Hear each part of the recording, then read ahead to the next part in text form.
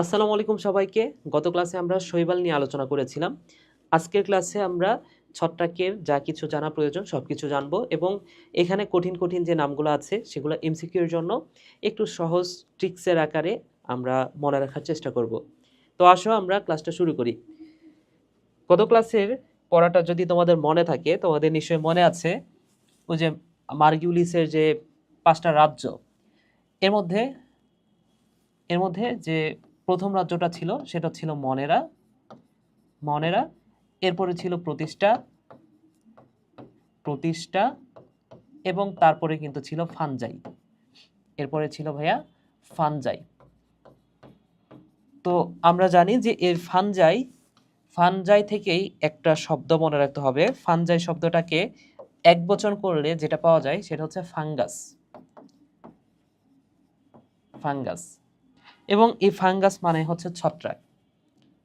তাহলে এই ফাঙ্গাস নিয়ে আমরা আলোচনা করব। এই ফাঙ্গাস মানে হচ্ছে ছত্রাক, বুঝতে পেরেছো? এই ফাঙ্গাস মানে হচ্ছে ছত্রাক, যেটাকে আমরা গ্রাম্য ভাষায় বা আমাদের নিজেদের ভাষায় অনেক সময় ব্যাঙের ছাতা বলে চিনি, তাই না? তাহলে গ্রাম্য ভাষায় এটাকে ছত্রাক না বলে অনেক সময় এটাকে বলা হয় ব্যাঙের ছাতা। এটা হচ্ছে ব্যাঙের ছাতা। আশা করি বুঝতে পেরেছো ভাইয়া।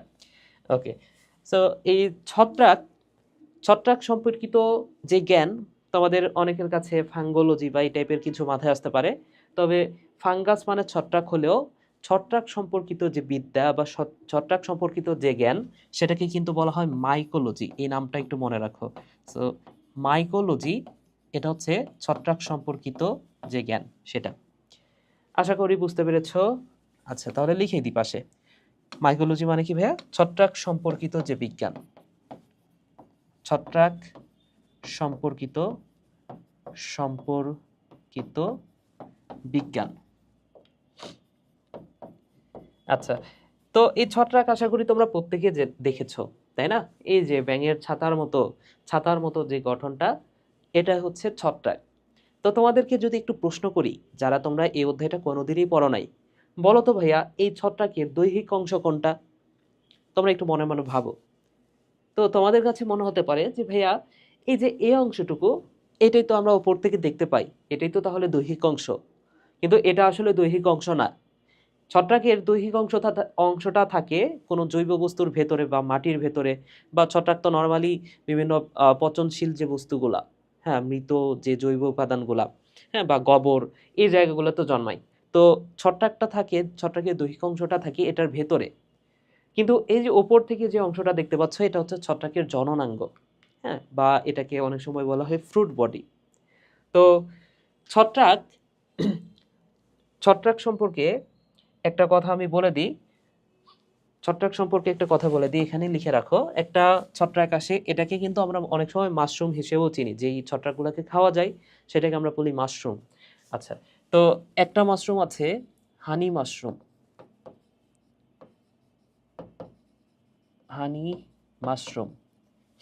বা মধু ছত্রাক। সো এই মধু ছত্রাক বা হানি মাশরুম, এটা একটা তিমি মাছের চেয়েও অনেক সময় বড় হয়। বুঝতে পেরেছো? তার মানে কি এটা হচ্ছে পৃথিবীর সবচেয়ে বড় জীব, এই টাইপের কথা বলা যায়, তাই না? তাহলে এই হানি মাশরুম এটা কিন্তু পৃথিবীর সবচেয়ে বড় জীব হিসেবে, এটাকে বড় বলতে তুমি আবার ভাইবো না যে এটা হচ্ছে লম্বার দিক দিয়ে বড় না। এটা হচ্ছে মাটির নিচে ছড়ায় থাকে, অনেক বড় একটা এরিয়া নিয়ে ছড়ায় থাকে, প্রায় ২,০০০ একর জমির ওপরে এটা ছড়ানো অবস্থায় থাকে। ঠিক আছে? সো এই হানি মাশরুম বা মধু ছত্রাক এটা হচ্ছে পৃথিবীর সবচেয়ে বড় জীব, এই কথাটা মনে রাখো। এটা হচ্ছে পৃথিবীর সবচেয়ে বড় জীব এই ছত্রাক। ঠিক আছে ভাইয়া? ওকে, সো ছত্রাকের বৈশিষ্ট্যগুলো যদি একটু দেখো, ছত্রাকের বৈশিষ্ট্যগুলো কি কি? যেমন গতকালে আমরা বেশ কিছু বৈশিষ্ট্য কিন্তু অলরেডি পড়ে ফেলছি। যেমন ছত্রাক হচ্ছে থ্যালোফাইটা। সো ছত্রাক কি ভাইয়া? থ্যালোফাইটা। আর থ্যালোফাইটা মানে নিশ্চয়ই তোমাদের মনে আছে, থ্যালোফাইটা মানে হচ্ছে সমাঙ্গদেহী। থ্যালোফাইটা মানে কি ভাইয়া? সমাঙ্গদেহী। আর সমাঙ্গদেহী মানে নিশ্চয়ই তোমরা এখন জানো, সেটা হচ্ছে দেহ মূল কাণ্ড পাতায় ভাগ করা যায় না। দেহ এটা মূল, কাণ্ড, কাণ্ড পাতায় ভাগ করা যায় না, পাতায় ভাগ করা যায় না। তাহলে এটা গেল 1 নাম্বার থ্যালোফাইটা। 2 নাম্বার কথা হচ্ছে ছত্রাক ভ্রূণ গঠন করে না। তাহলে ভ্রূণ কি? এটাও নিশ্চয়ই আমরা গতকাল দেখেছি, এটাও কিন্তু আমরা দেখেছি। শৈবালের ক্ষেত্রেও ঠিক সেম কথাটাই ছিল, শৈবাল ভ্রূণ গঠন করে না। তাহলে ভ্রূণ কি আরেকবার একটু তোমাদেরকে মনে করাই দিতে চাই। সেটা হচ্ছে যখন কোন একটা গ্যামিট মিলিত হবে, কোন একটা গ্যামিট মিলিত হবে, তাহলে ধরে নাও এইটা হচ্ছে দুইটা গ্যামিট, একটা হচ্ছে পজিটিভ গ্যামিট আর একটা হচ্ছে নেগেটিভ গ্যামিট বা পুং গ্যামিট, স্ত্রী গ্যামিটও ধরতে পারো। তো এই দুটো যখন মিলিত হবে,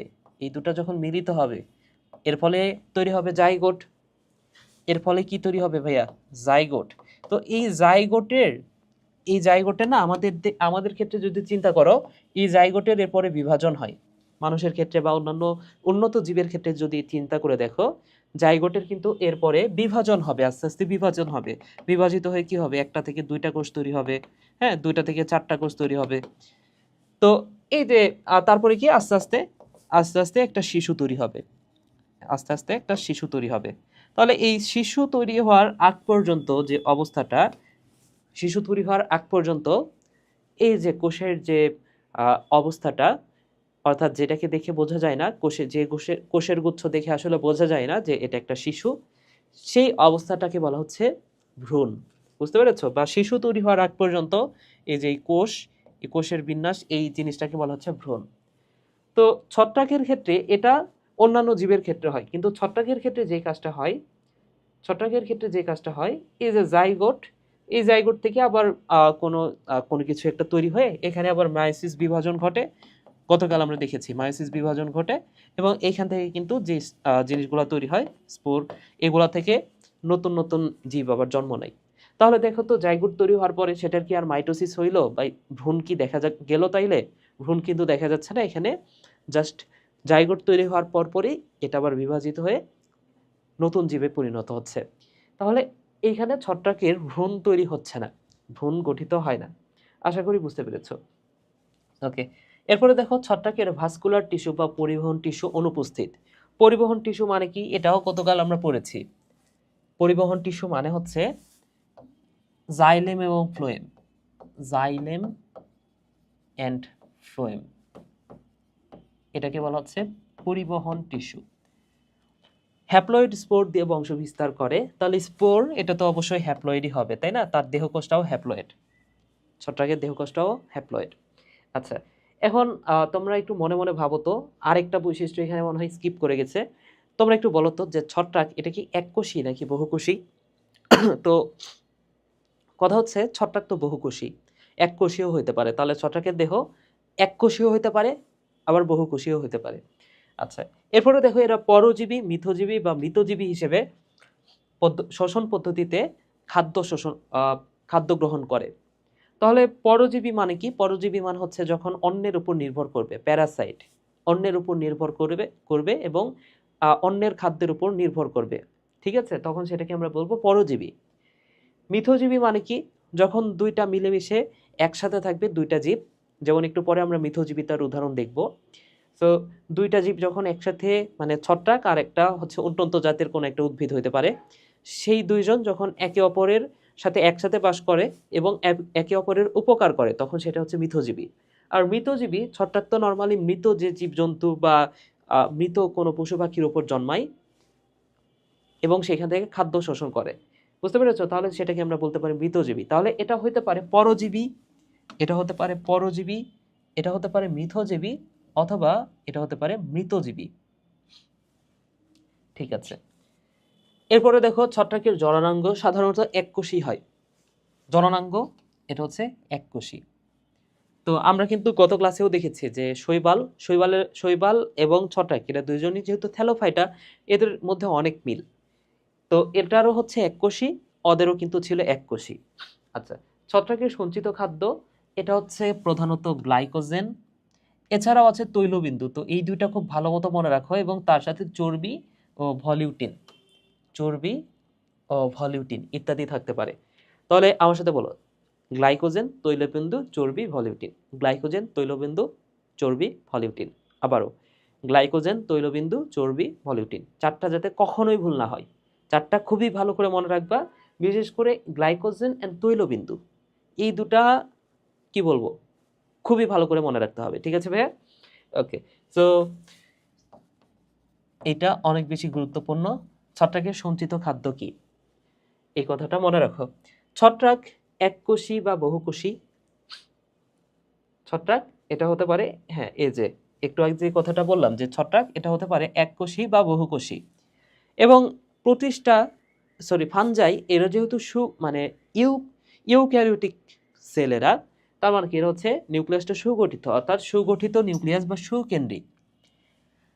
ছত্রাকের কোষ প্রাচীর কাইটিন নির্মিত। তাহলে এই নামটা একটু ভালো করে খেয়াল করে দেখো ভাইয়া।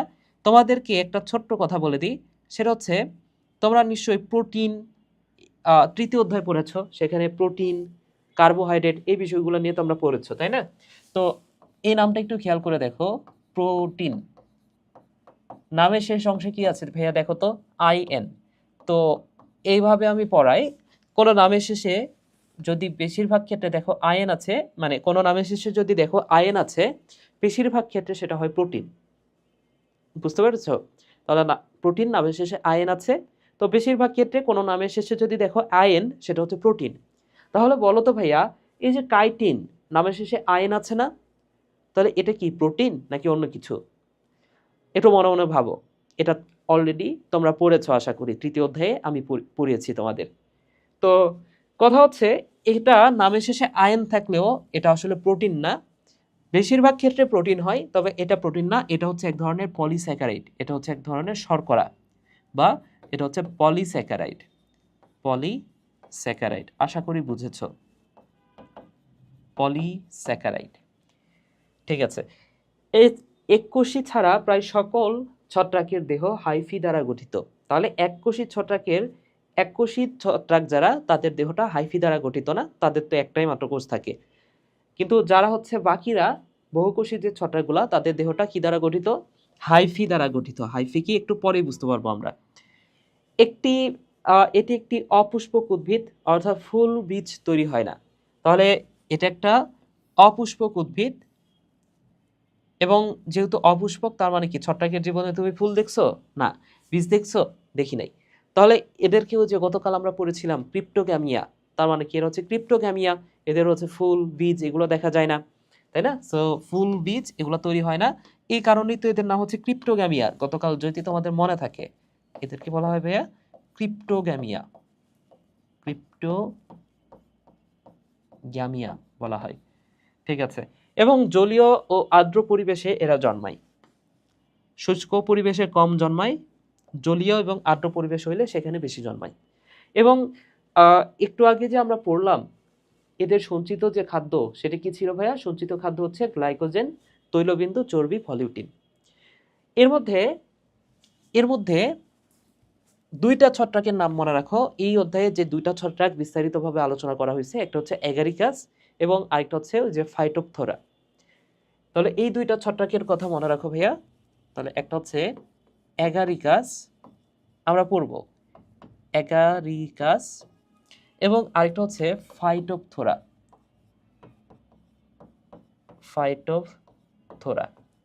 তাহলে এই অ্যাগারিকাস এবং ফাইটোপথোরা, এই দুটা ছত্রাকের কথা মনে রাখো ভাইয়া। এই দুটা ছত্রাকের যে সঞ্চিত খাদ্য, সেই সঞ্চিত খাদ্য হচ্ছে তৈলবিন্দু। এই কথাটা খুবই গুরুত্বপূর্ণ, কোটি কোটি % ইম্পর্ট্যান্ট।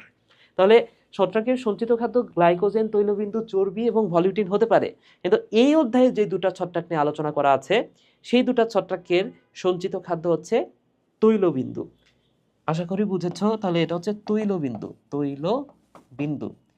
তাহলে প্রশ্ন হচ্ছে গ্লাইকোজেন কার? তৈলবিন্দু। ঠিক আছে।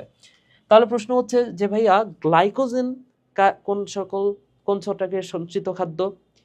তো গ্লাইকোজেন যে ছত্রাকের সঞ্চিত খাদ্য, মনে রাখো সেটা হচ্ছে ইস্ট।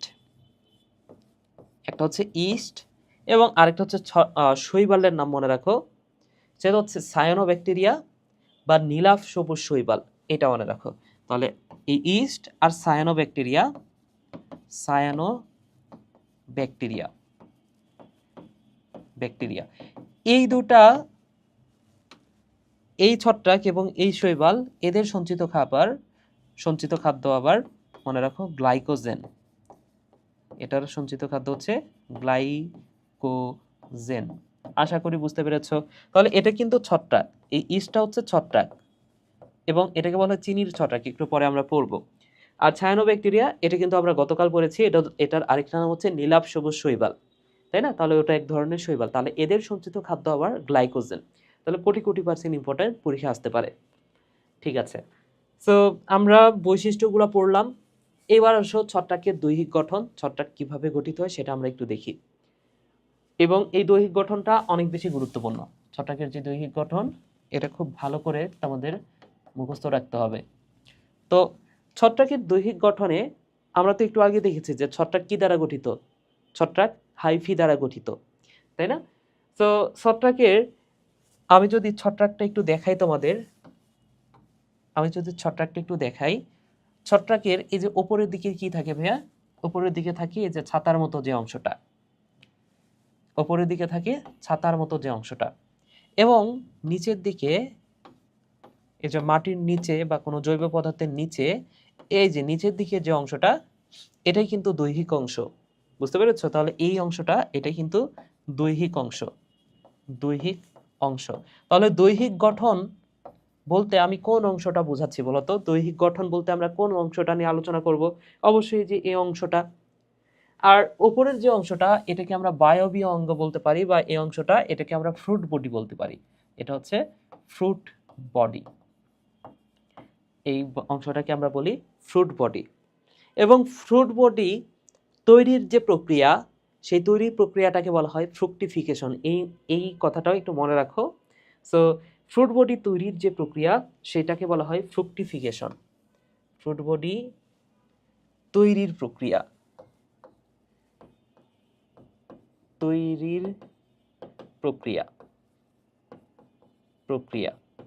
এই তৈরির প্রক্রিয়াটার নাম হচ্ছে ফ্রুকটিফিকেশন। ফিকেশন মানে হচ্ছে ফ্রুকটিফিকেশন, সম্মানিত প্রক্রিয়া। তাহলে ফ্রুট বডি তৈরির প্রক্রিয়া হচ্ছে ফ্রুকটিফিকেশন। আশা করি বুঝতে পেরেছো।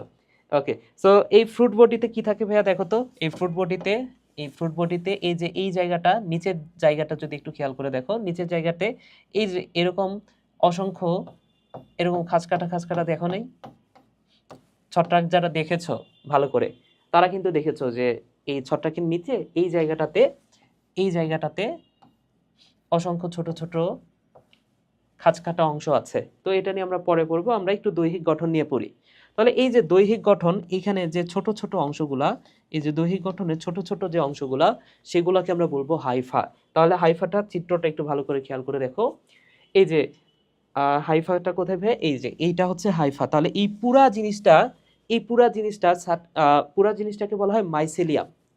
ছত্রাকের যে দেহ, দৈহিক অংশ, সেটাকে বলা হয় মাইসেলিয়াম। ছত্রাক মাইসেলিয়াম দ্বারা গঠিত, এটাও একটা বৈশিষ্ট্য হতে পারে। এখানে আরেকটা বৈশিষ্ট্য তুমি অ্যাড করে নিতে পারো, যে ছত্রাক কি দ্বারা গঠিত? ছত্রাক মাইসেলিয়াম দ্বারা গঠিত। তোমরা 9-10-এও কিন্তু এটা পড়েছো। তাহলে ছত্রাক কি দ্বারা গঠিত ভাইয়া? এটা হচ্ছে মাইসেলিয়াম দ্বারা গঠিত। মাইসেলিয়াম দ্বারা গঠিত, এই কথাটা মনে রাখো। এছাড়াও আরেকটা কথা মনে রাখতে হবে ভাইয়া, 12 নম্বর আরেকটা বৈশিষ্ট্য তুমি মনে রাখতে পারো। ছত্রাক এটা হচ্ছে অভিযোজন ক্ষমতা সম্পন্ন একটা জীব। হ্যাঁ, তীব্র অভিযোজনক্ষম জীব এটা। কেন তীব্র অভিযোজনক্ষম? কারণ এটা খুব এক্সট্রিম, যদি প্রতিকূল পরিবেশে চলে আসে, তারপরে এটা সার্ভাইভ করতে পারে। যেমন 5 ডিগ্রি সেলসিয়াসেও এটা বেঁচে থাকে। আবার যদি বলা হয় 50 ডিগ্রি সেলসিয়াসের ওপরে, তারপরে এটা সার্ভাইভ করতে পারে। বুঝতে পেরেছো? তাহলে মনে রাখো, এটা হচ্ছে তীব্র অভিযোজন ক্ষমতা সম্পন্ন। তাহলে এটা তীব্র অভিযোজন ক্ষমতা সম্পন্ন। অভিযোজন ক্ষমতা সম্পন্ন। সো তীব্র অভিযোজন ক্ষমতা সম্পন্ন বলতে, যেমন আমি বলতে পারি 5 ডিগ্রি সেলসিয়াস এর নিচে, হ্যাঁ, তবে সবগুলা না, কতক। তাহলে কতক ছত্রাক আছে, কতক ছত্রাক 5 ডিগ্রি সেলসিয়াস তাপমাত্রার নিচে, আবার কত কাছে, 50 ডিগ্রি সেলসিয়াস তাপমাত্রার উপরে উপরে বাঁচতে পারে। এই কথাটা মনে রাখো, বাঁচতে পারে। ঠিক আছে, আচ্ছা তাহলে দেখো এই যে ছত্রাক যে আমি বললাম মাইসেলিয়াম দ্বারা গঠিত ছত্রাকের দেহটা, সো এই যে এই পুরা জিনিসটা যদি মাইসেলিয়াম হয় তাহলে হাইফা বা হাইফি যেটাই আমি বলি, এই হাইফা বা হাইফি এটা কিন্তু ছোট্ট একটা অংশ।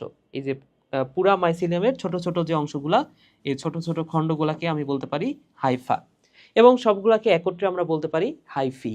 বুঝতে পেরেছো? তাহলে এই যে হাইফা বা এখানে মনে রাখো হাইফি, হাইফি।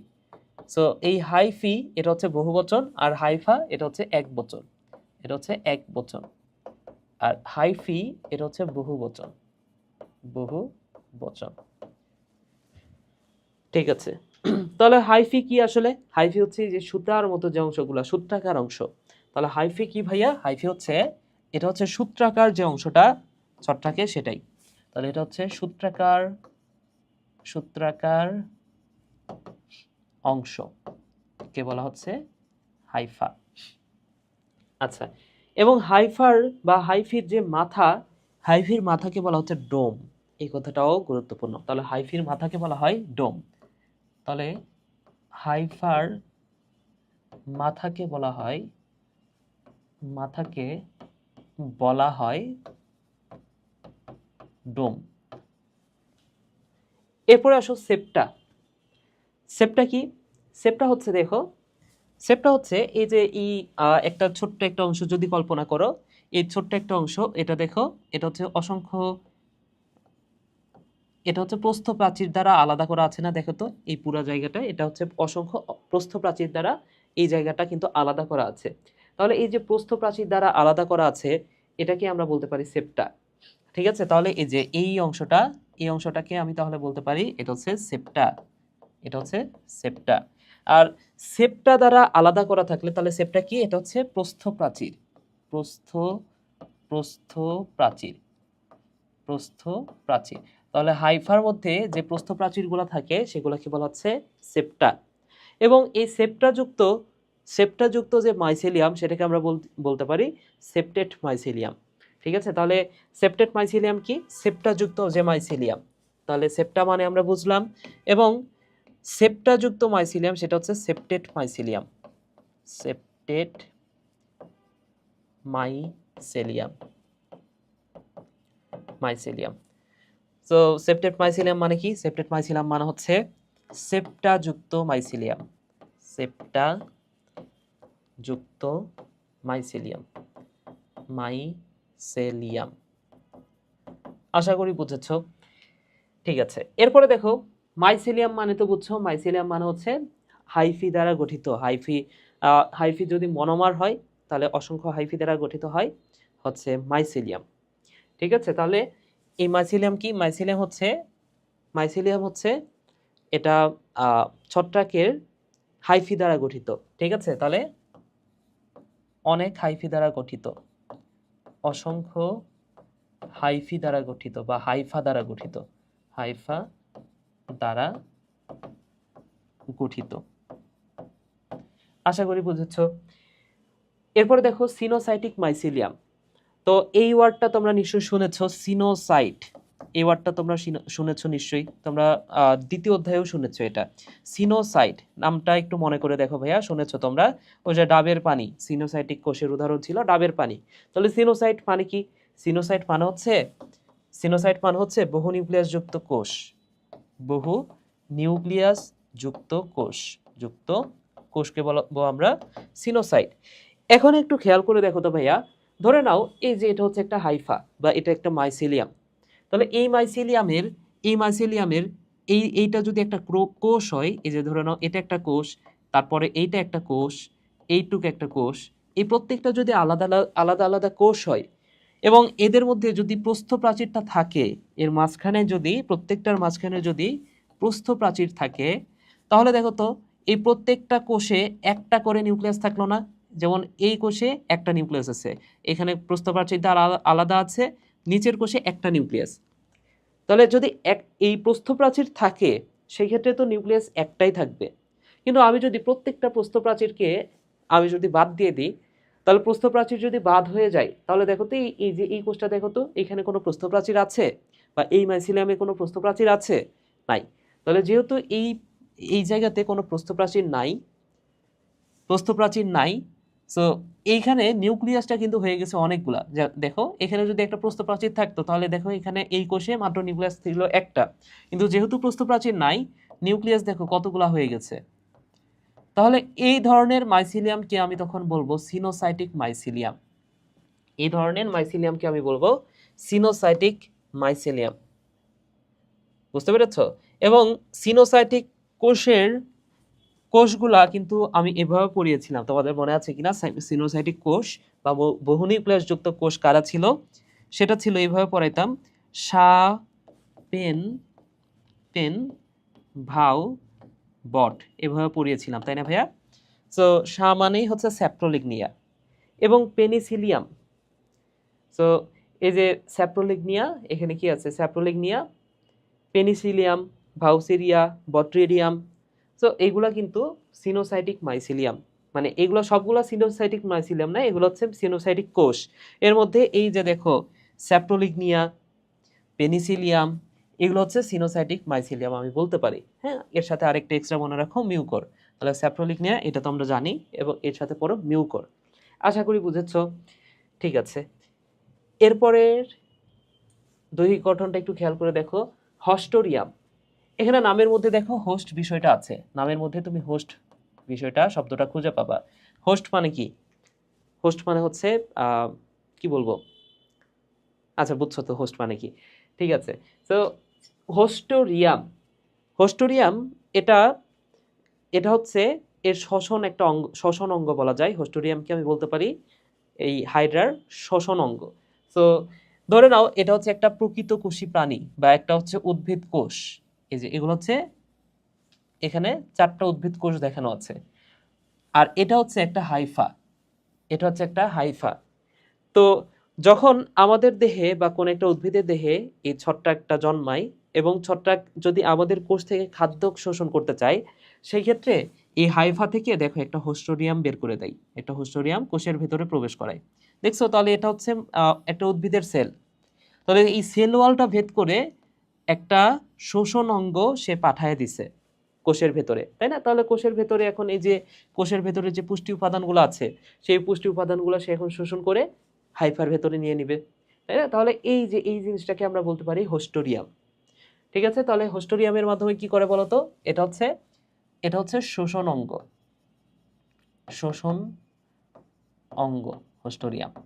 এবং এর মাধ্যমে কোন একটা কোন একটা প্রকৃত কোষ থেকে খাদ্য শোষণ করে বা কোন একটা জীব থেকে খাদ্য শোষণ করে। হোস্টোরিয়ামের মাধ্যমে কি করে ভাইয়া? কোন একটা জীবকোষকে হোস্ট বানায় এবং সেখান থেকে খাদ্য গ্রহণ করে। তাহলে জীবকোষ হতে খাদ্য শোষণ করে।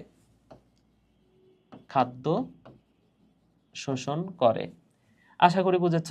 এবং রাইজয়েড, এখানে রাইজ কথাটার অর্থ হচ্ছে মূল, এটা গতদিনই শিখেছি আমরা। রাইজ কথাটার অর্থ কি ভাইয়া? রাইজ কথাটার অর্থ হচ্ছে মূল, এবং নামের শেষে আছে অয়েড কথাটার অর্থ হচ্ছে মতো, তাহলে মূলের মতো। তাহলে ছত্রাকের যে মূল, এই মূলটাকে বলা হয় মূলের মতো। আসলে প্রকৃত যে উদ্ভিদগুলো আছে, যা উন্নত যে উদ্ভিদগুলো আছে, সেই মূলগুলোর মতো না, এটা হচ্ছে মূলের মতো বা রাইজয়েড। বুঝতে পেরেছ? তাহলে রাইজয়েড এটা যেহেতু মূলের মতো, আর উদ্ভিদ কি করে? মূল দ্বারা প্রকৃতি থেকে পানি বা আদার্স অন্যান্য জিনিসগুলো উপাদান সংগ্রহ করে, তাই না? তাহলে জীবকোষ থেকে যদি খাদ্য সংগ্রহণ করার কথা বলা হয়, তাহলে সেটা হচ্ছে হোস্টোরিয়াম। কিন্তু যদি বলা হয় যে প্রকৃতি থেকে খাদ্য সংগ্রহ করে কিসের মাধ্যমে, সেটা হবে রাইজয়েড। তাহলে রাইজয়েডের কাজ কি ভাইয়া? এটা হচ্ছে প্রকৃতি থেকে খাদ্য সংগ্রহ করে। তাহলে এটা হচ্ছে প্রকৃতি থেকে খাদ্য শোষণ হইলে সেটা হচ্ছে রাইজয়েড। আচ্ছা, এরপরে দেখো রাইজোমর্ফ মানে হচ্ছে যে সকল উন্নত শ্রেণীর ছত্রাক আছে, তাদের মাইসিলিয়ামটা একটু শক্ত হয়। তাহলে এই যে শক্ত প্রকৃতির যে মাইসিলিয়ামটা, সেটা হচ্ছে রাইজোমর্ফ। তাহলে উন্নত শ্রেণীর এটা একটু পাশেই লিখে দিই। সো রাইজোমর্ফ কি? রাইজোমর্ফ হচ্ছে উন্নত উন্নত শ্রেণীর ছত্রাকে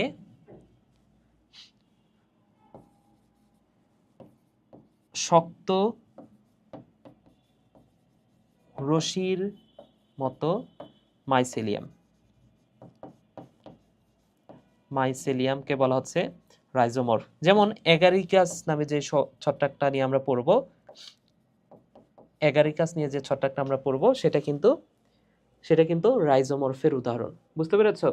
এবং মাইকোরাইজাল ছত্রাক, মাইকোরাইজাল ছত্রাক বলতে যেই বিষয়টা বোঝানো হচ্ছে, মাইকোরাইজাল এখানে হচ্ছে নামটা শুনে বুঝতে পারতেছো, নামের মধ্যে আছে জাল। বুঝতে পেরেছ? তো উন্নত উদ্ভিদের মূলের চারপাশে যদি ছত্রাকটা জালের মতো অবস্থান করে এবং এখানে মিথজীবী হিসেবে অবস্থান করে, সেটা হচ্ছে মাইকোরাইজাল ছত্রাক। তাহলে মাইকোরাইজাল ছত্রাকটা আসলে কি? এটা হচ্ছে উন্নত শ্রেণীর উদ্ভিদের।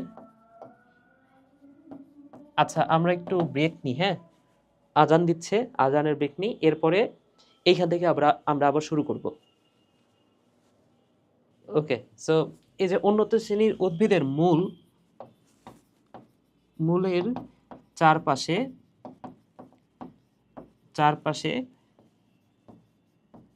ছত্রাক, হ্যাঁ, মূলের চারপাশে বা মূলের অভ্যন্তরে যেখানেই বলি, ছত্রাকের যে অবস্থান সেটাই হচ্ছে মাইকোরাইজাল ছত্রাক। বা এই যে উন্নত শ্রেণীর যে উদ্ভিদের চারপাশে যে ছত্রাকগুলো অবস্থান করে, সেগুলো হচ্ছে মাইক্রোরাইজাল ছত্রাক। তো এই উদাহরণগুলো একটু মনে রাখতে হবে, বা এই বিষয়গুলো একটু তোমাদের মনে রাখতে হবে। আশা করি বুঝতে পেরেছ। এবং আরেকটা বিষয় পড়তে পারো, এটা হচ্ছে মাইকোরাইজাল ছত্রাক। এবং আমি যদি বলি মাইকোরাইজা, এটা আবার কি? এই ওয়ার্ডটা একটু মনে রাখো ভাইয়া, মাইকোরাইজা। এই মাইকোরাইজা কি ভাইয়া? মাইকোরাইজা হচ্ছে এই যে এখানে যে উন্নত শ্রেণীর মূলের চারপাশে ছত্রাক অবস্থান করতেছে, এটাই কিন্তু আমরা বলতেছি মাইকোরাইজাল ছত্রাক। তাহলে এই যে মূল আর ছত্রাক, এই দুটার যে কম্বিনেশন বা এই দুটার অ্যাসোসিয়েশন বা একসাথে সহাবস্থান, এই বিষয়টাকে বলা হচ্ছে মাইকোরাইজা। বুঝতে পেরেছো? তাহলে এই যে উদ্ভিদের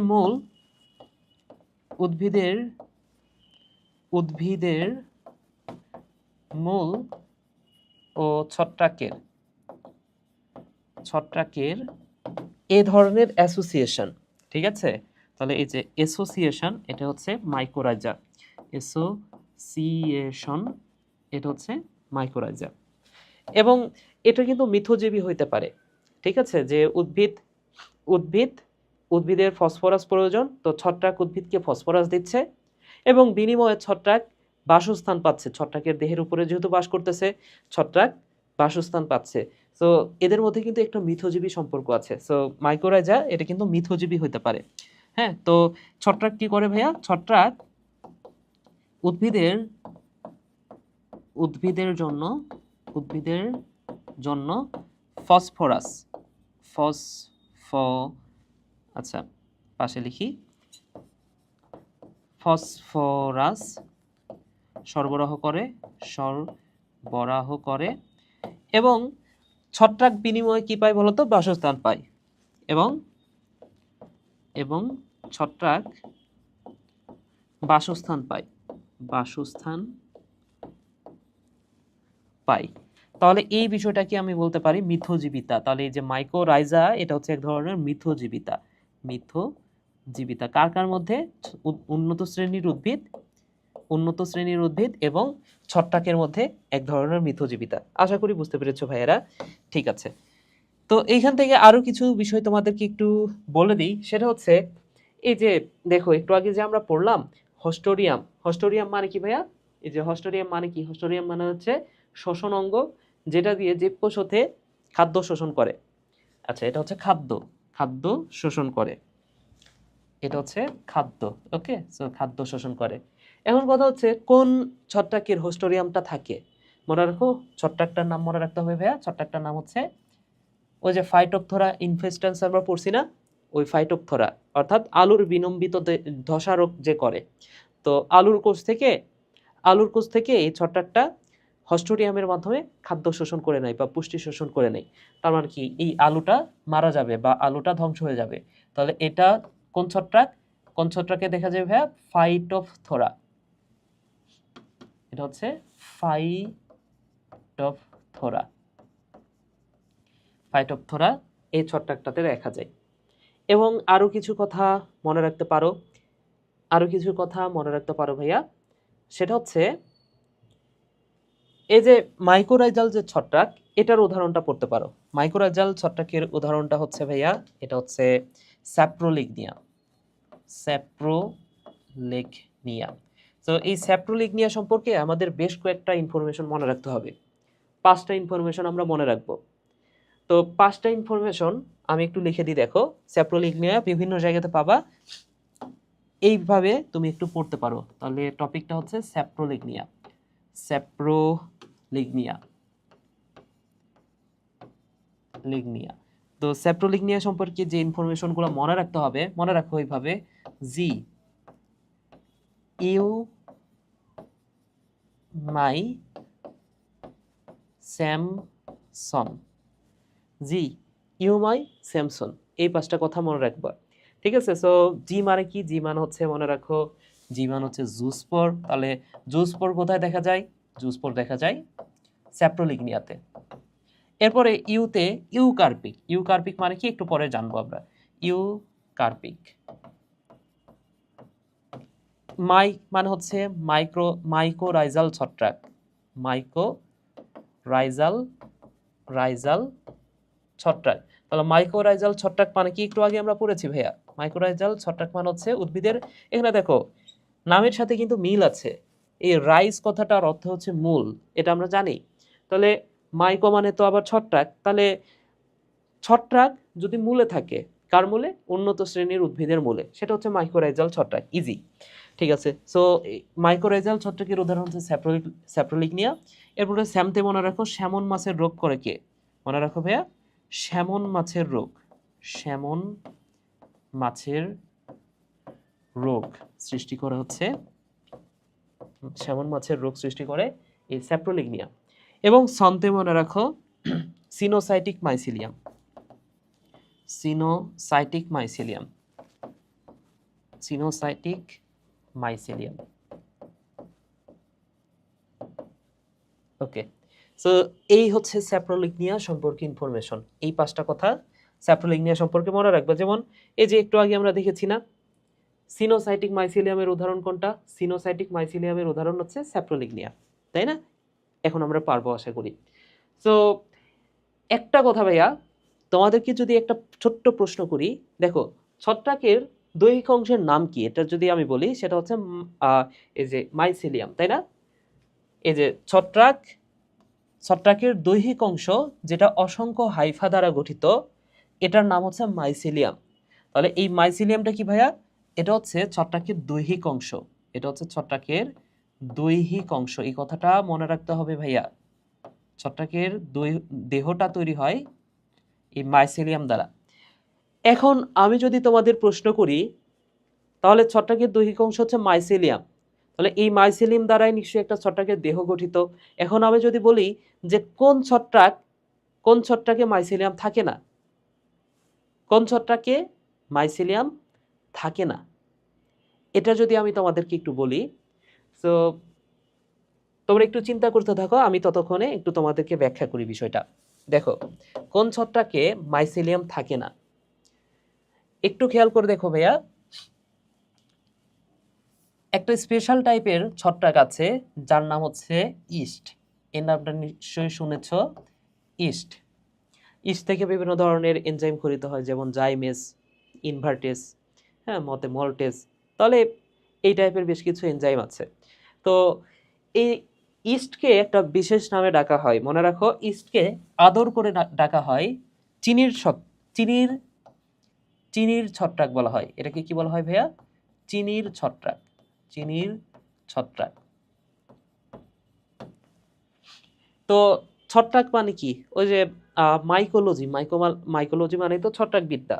তাহলে এই মাইকোলজি থেকে মাইস কথাটা মনে রাখো, মাইকোলজি থেকে মাইসেস কথাটা মনে রাখো।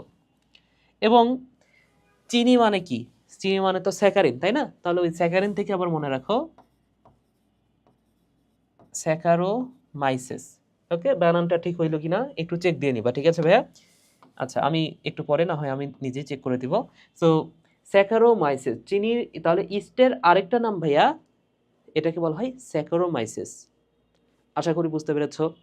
তো এই যে চিনির যে ছত্রাকটা বা ইস্ট, এটা আসলে এককোষী এবং এটা গঠিত হয় এই যে এইভাবে, এই যে এটা একটা এককোষী এবং এর সাথে আরো কয়েকটা যদি ইস্ট যুক্ত হয় তাহলে এই যে এরকম একটা গঠন তৈরি করে। ইস্ট এরকম একটা গঠন তৈরি করে থাকে। এরকম একটা গঠন তৈরি করে বড় হয় ইস্ট। তাহলে একটু খেয়াল করে দেখো তো একটা ছত্রাকের মাইসেলিয়ামটা কেমন। একটা ছত্রাকের মাইসেলিয়ামটা কেমন? ছত্রাকের উপরে থাকে ফ্রুট বডি, নিচে থাকে মাইসেলিয়াম। এই যে এই অংশটা, এটা হচ্ছে মাইসেলিয়াম। কিন্তু এই যে এই জিনিসগুলো, এই ছোট্ট ছোট্ট অংশ, এটা দেখে কি কোনোভাবেও মাইসেলিয়াম মনে হচ্ছে? এটা কিন্তু কোনোভাবেই মাইসেলিয়াম মনে হচ্ছে না। তাহলে তাহলে তাহলে আমি জানি যে একটা ছত্রাকের দেহ দেহটা গঠিত হয় মাইসেলিয়াম দ্বারা। কি দ্বারা গঠিত হয়? মাইসেলিয়াম। মাইসেলিয়াম। কিন্তু এই ছত্রাকটা যেহেতু একটু ব্যতিক্রম, ইস্ট, এখানে যেহেতু আমরা কোনো মাইসেলিয়াম দেখতে পাচ্ছি না বা ওই রকম কোনো মাইসেলিয়াম দেখতে পাচ্ছি না, এই মাইসেলিয়ামটাকে বলা হয় বা ইস্টের মাইসেলিয়ামকে বলা হয় সিউডো মাইসেলিয়াম। কি বলা হয় ভাইয়া? Pseudo mycelium. বুঝতে পেরেছো? তাহলে সিউডো কথাটার অর্থ কি? সিউডো কথাটার অর্থ আমরা জানি, সিউডো মানে হচ্ছে ভুয়া। সিউডো কথাটার অর্থ আমরা প্রত্যেকে জানি, সিউডো মানে হচ্ছে ভুয়া বা ভ্রান্ত। সো সিউডো মানে হচ্ছে ভ্রান্ত। তাহলে ভ্রান্ত মাইসেলিয়াম বা ভুয়া মাইসেলিয়াম, অর্থাৎ ছত্রাকের যে দৈহিক অংশ সেটা কিন্তু মাইসেলিয়াম দ্বারা তৈরি হওয়ার কথা, কিন্তু এখানে যেহেতু মাইসেলিয়ামটা নাই, এটা হচ্ছে ভুয়া মাইসেলিয়াম। এই কারণে এটাকে আমরা বলতে পারি ভ্রান্ত মাইসেলিয়াম বা সিউডো মাইসেলিয়াম। আশা করি বুঝতে পেরেছো। তাহলে তোমাকে যদি কখনো এই টাইপের প্রশ্ন করে যে মাইসেলিয়াম থাকে না কোন ছত্রাকে, অ্যান্সার হবে ইস্ট। বুঝতে পেরেছো ভাইয়া? ওকে, সো সিউডোমাইসিলিয়াম থাকে কোথায়, এটা বললেও অ্যান্সার হবে ইস্ট। তো এটা হচ্ছে একটা বিশেষ ধরনের ছত্রাক যেটা আসলে ব্যাকটেরিয়ার সাথে কিছুটা মিলে যায়, একটু পরেও আমরা পড়ব। একটু পরে যখন আমরা জনন দেখব সেই সময় আমরা দেখব যে এটা ব্যাকটেরিয়ার সাথে কিছুটা মিল আছে এই ছত্রাকটার। বুঝতে পেরেছো? ঠিক আছে, তাহলে আমরা অনেক কিছু বুঝলাম। এরপরে আসো যে টপিকটা আমরা পড়ব সেটা হচ্ছে ছত্রাকের দৈহিক গঠন তো পড়লাম, অলরেডি পড়েছি। এখন আমরা যেটা পড়বো, এখানে ভুল করে লেখা হয়েছে, এখন আমরা পড়বো কোষীয় গঠন। কোষীয় গঠন। তো এই দৈহিক গঠন এবং কোষীয় গঠন এগুলো কিন্তু পরীক্ষার জন্য গুরুত্বপূর্ণ, এগুলো পড়তে হবে ভালো করে। ঠিক আছে, তাহলে কোষীয় গঠন ছত্রাকের দুইটা অংশ দ্বারা গঠিত কোষ। এক নাম্বার যে অংশ সেটা হচ্ছে কোষ প্রাচীর, দুই নাম্বার অংশ হচ্ছে প্রোটোপ্লাস্ট। তাহলে ছত্রাক এই দুইটা অংশ দ্বারা গঠিত, একটা হচ্ছে কোষ প্রাচীর এবং আরেকটা হচ্ছে প্রোটোপ্লাস্ট। তো কোষ প্রাচীর কাইটিন দ্বারা গঠিত, কে না জানে এটা? কাইটিন কি? এটা হচ্ছে এক ধরনের পলিস্যাকারাইড, এর আগেই পড়েছি। তাহলে কোষ প্রাচীর কাইটিন। আচ্ছা, এখানে ছোট্ট একটা কথা বলে দিই, কাইটিন হচ্ছে পলিস্যাকারাইড, এটা আমরা জানি, এটা তৃতীয় অধ্যায় পড়েছি। কাইটিন এটা হচ্ছে পলিস্যাকারাইড, পলিস্যাকারাইড। এবং তোমরা গাছের পাতা নিয়ে যদি কখনো পড়ে থাকো বা বিভিন্ন জায়গাতে পাবা এই বিষয়টা, সেটা হচ্ছে গাছের পাতার ওপরের যে ত্বকটা, সেই ত্বকে কিউটিকল থাকে এবং এই কিউটিকলটা এটা যে উপাদানটা দ্বারা তৈরি সেটার নাম হচ্ছে কিউটিন। উপাদানটার নাম কি ভাইয়া? উপাদানটার নাম হচ্ছে কিউটিন। তো তোমরা একটু মনে মনে ভাবো তো ভাইয়া, এই কিউটিন আসলে কি? কাইটিন মানে তো পলিস্যাকারাইড, কিউটিন আবার কি? তো এই দুটার মধ্যে ভুল করা যাবে না, কিউটিন কিন্তু লিপিড। বুঝতে পেরেছো? তাহলে কিউটিন কিন্তু পলিস্যাকারাইড না, কিউটিন হচ্ছে লিপিড। সো এটা এইভাবে পড়তে পারো, কয়ে হস্যই আছে, লয়ে হস্যই আছে। বুঝতে পেরেছো? তাহলে যেটা হচ্ছে কি সেটা হচ্ছে আবার লি, কিন্তু এইখানে কিন্তু কয়ে হস্যই নাই। সো এটা হচ্ছে কার্বোহাইড্রেট। ঠিক আছে, তাহলে এখানে আছে কা, এটা হচ্ছে কার্বোহাইড্রেট বা পলিস্যাকারাইড যেটাই বলি। ওকে ভাইয়া, মনে রাখতে পারলেই হলো। ঠিক আছে, তাহলে কি মানে হচ্ছে লিপিড সেটা। এবং এই কিউটিন দ্বারাই কিন্তু একসময় কিউটিন দ্বারাই আসলে কিউটিকলটা গঠিত, এই কথাটা মনে রাখো। ঠিক আছে, তাহলে প্রোটোপ্লাস্ট, প্রোটোপ্লাস্টের আবার তিনটা অংশ, একটা হচ্ছে কোষঝিল্লি, সাইটোপ্লাজম অ্যান্ড নিউক্লিয়াস। এবং কোষঝিল্লির প্রধান উপাদানটা হচ্ছে আর্গোস্টেরল। আমরা তৃতীয় অধ্যায়ে কিন্তু এটাও পড়েছি, স্টেরয়েড জাতীয় পদার্থ, স্টেরল, হ্যাঁ, ওই যে আর্গোস্টেরল, তারপর হচ্ছে আর কি কি কোলেস্টেরল পড়েছি আমরা। তাহলে যেমন আলু, চুপড়ি আলুতে কিন্তু এই কোলেস্টেরলটা বেশি। আর আর্গোস্টেরলটা কোথায় পাওয়া যাচ্ছে? এটা পাওয়া যাচ্ছে ছত্রাকের যে কোষঝিল্লি হচ্ছে আর্গোস্টেরল দ্বারা গঠিত। এবং লোমোজোম কি ভাইয়া? লোমোজোম হচ্ছে এটা, এই ওয়ার্ডটা, লোমোজোমের মতো আরেকটা ওয়ার্ড আছে, নামটা মনে রাখো, মেসোজোম। লোমোজোমের মতো আরেকটা ওয়ার্ড, সেটা হচ্ছে মেসোজোম। এটা কিন্তু পাবা ব্যাকটেরিয়াতে। তো এই মেসোজোম আর লোমোজোম এক জায়গাতে করে ফেলবা না, এই মেসোজোমটা পাওয়া যায় ব্যাকটেরিয়াতে, এই কথাটা মনে রাখো। বুঝতে পেরেছো? তাহলে এই মেসোজোমটা পাওয়া যায় ভাইয়া, এটা পাওয়া যায় ব্যাকটেরিয়া, নট ছত্রাক, ব্যাকটেরিয়া। আর ছত্রাকে পাওয়া যাচ্ছে লোমোজোম। তো ব্যাকটেরিয়াতে মেসোজোম, এটা আসলে কি ছিল? ধরে নাও এটা হচ্ছে ব্যাকটেরিয়া, এটা হচ্ছে একটা ব্যাকটেরিয়া। তো এই ব্যাকটেরিয়া যে কোষ ঝিল্লি, এই কোষ ঝিল্লিটা আস্তে আস্তে ভাঁজ হয়ে গিয়ে, ধরে নাও যে ভেতরে আছে কোষ ঝিল্লি, তাহলে এই ব্যাকটেরিয়ার কোষ ঝিল্লি যেটা, এই কোষ ঝিল্লির কোনো কোনো অংশ এভাবে ভাঁজ হয়ে যায়, ভাঁজ হয়ে ভেতরের দিকে ঢুকে যায়। তাহলে এই জিনিসটা ছিল মেসোজোম।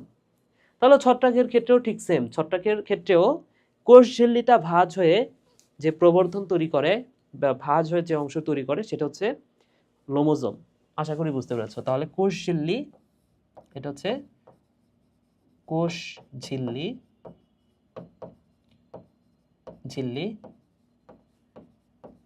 ভাঁজ হয়ে তৈরি হয়। আশা করি বুঝেছো। এবার আসো, প্রোটোপ্লাস্টের মধ্যে আবার আছে সাইটোপ্লাজম। তো সাইটোপ্লাজম, এটা কি এটা এইখানে আসলে কি, এখানে সঞ্চিত খাদ্য হিসেবে থাকে গ্লাইকোজেন, ভলিউটিন, তেলবিন্দু, চর্বি, এগুলো আমরা আগে থেকে জানি। এবং এইখানে আরেকটা কথা মনে রাখো, এখানে ছত্রাকে কি প্লাস্টিড আছে বলতো? ছত্রাক তো বর্ণহীন, তার মানে কি প্লাস্টিড নাই। তাহলে এখানে প্লাস্টিড ছাড়া অন্যান্য অঙ্গাণু বিদ্যমান, এখানে প্লাস্টিড ছাড়া অন্যান্য অঙ্গাণু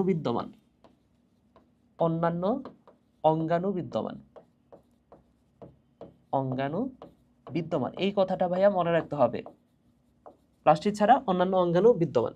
এবং নিউক্লিয়াস সম্পর্কে মনে রাখো, নিউক্লিয়াস এটা হতে পারে এক বা একাধিক হতে পারে, এবং এটা দেখতে গোলাকার বা উপবৃত্তাকার নিউক্লিয়াস। তাহলে আমাদের দেখো কোষীয় গঠনটা শেষ। আশা করি বুঝতে পেরেছো ভাইয়ারা। ঠিক আছে, এবার আসো ছত্রাকের, এটাও দৈহিক গঠন লেখা হয়ে গেছে, যাই হোক এটা দৈহিক গঠন না, এটা হচ্ছে ছত্রাকের ডাইমরফিজম।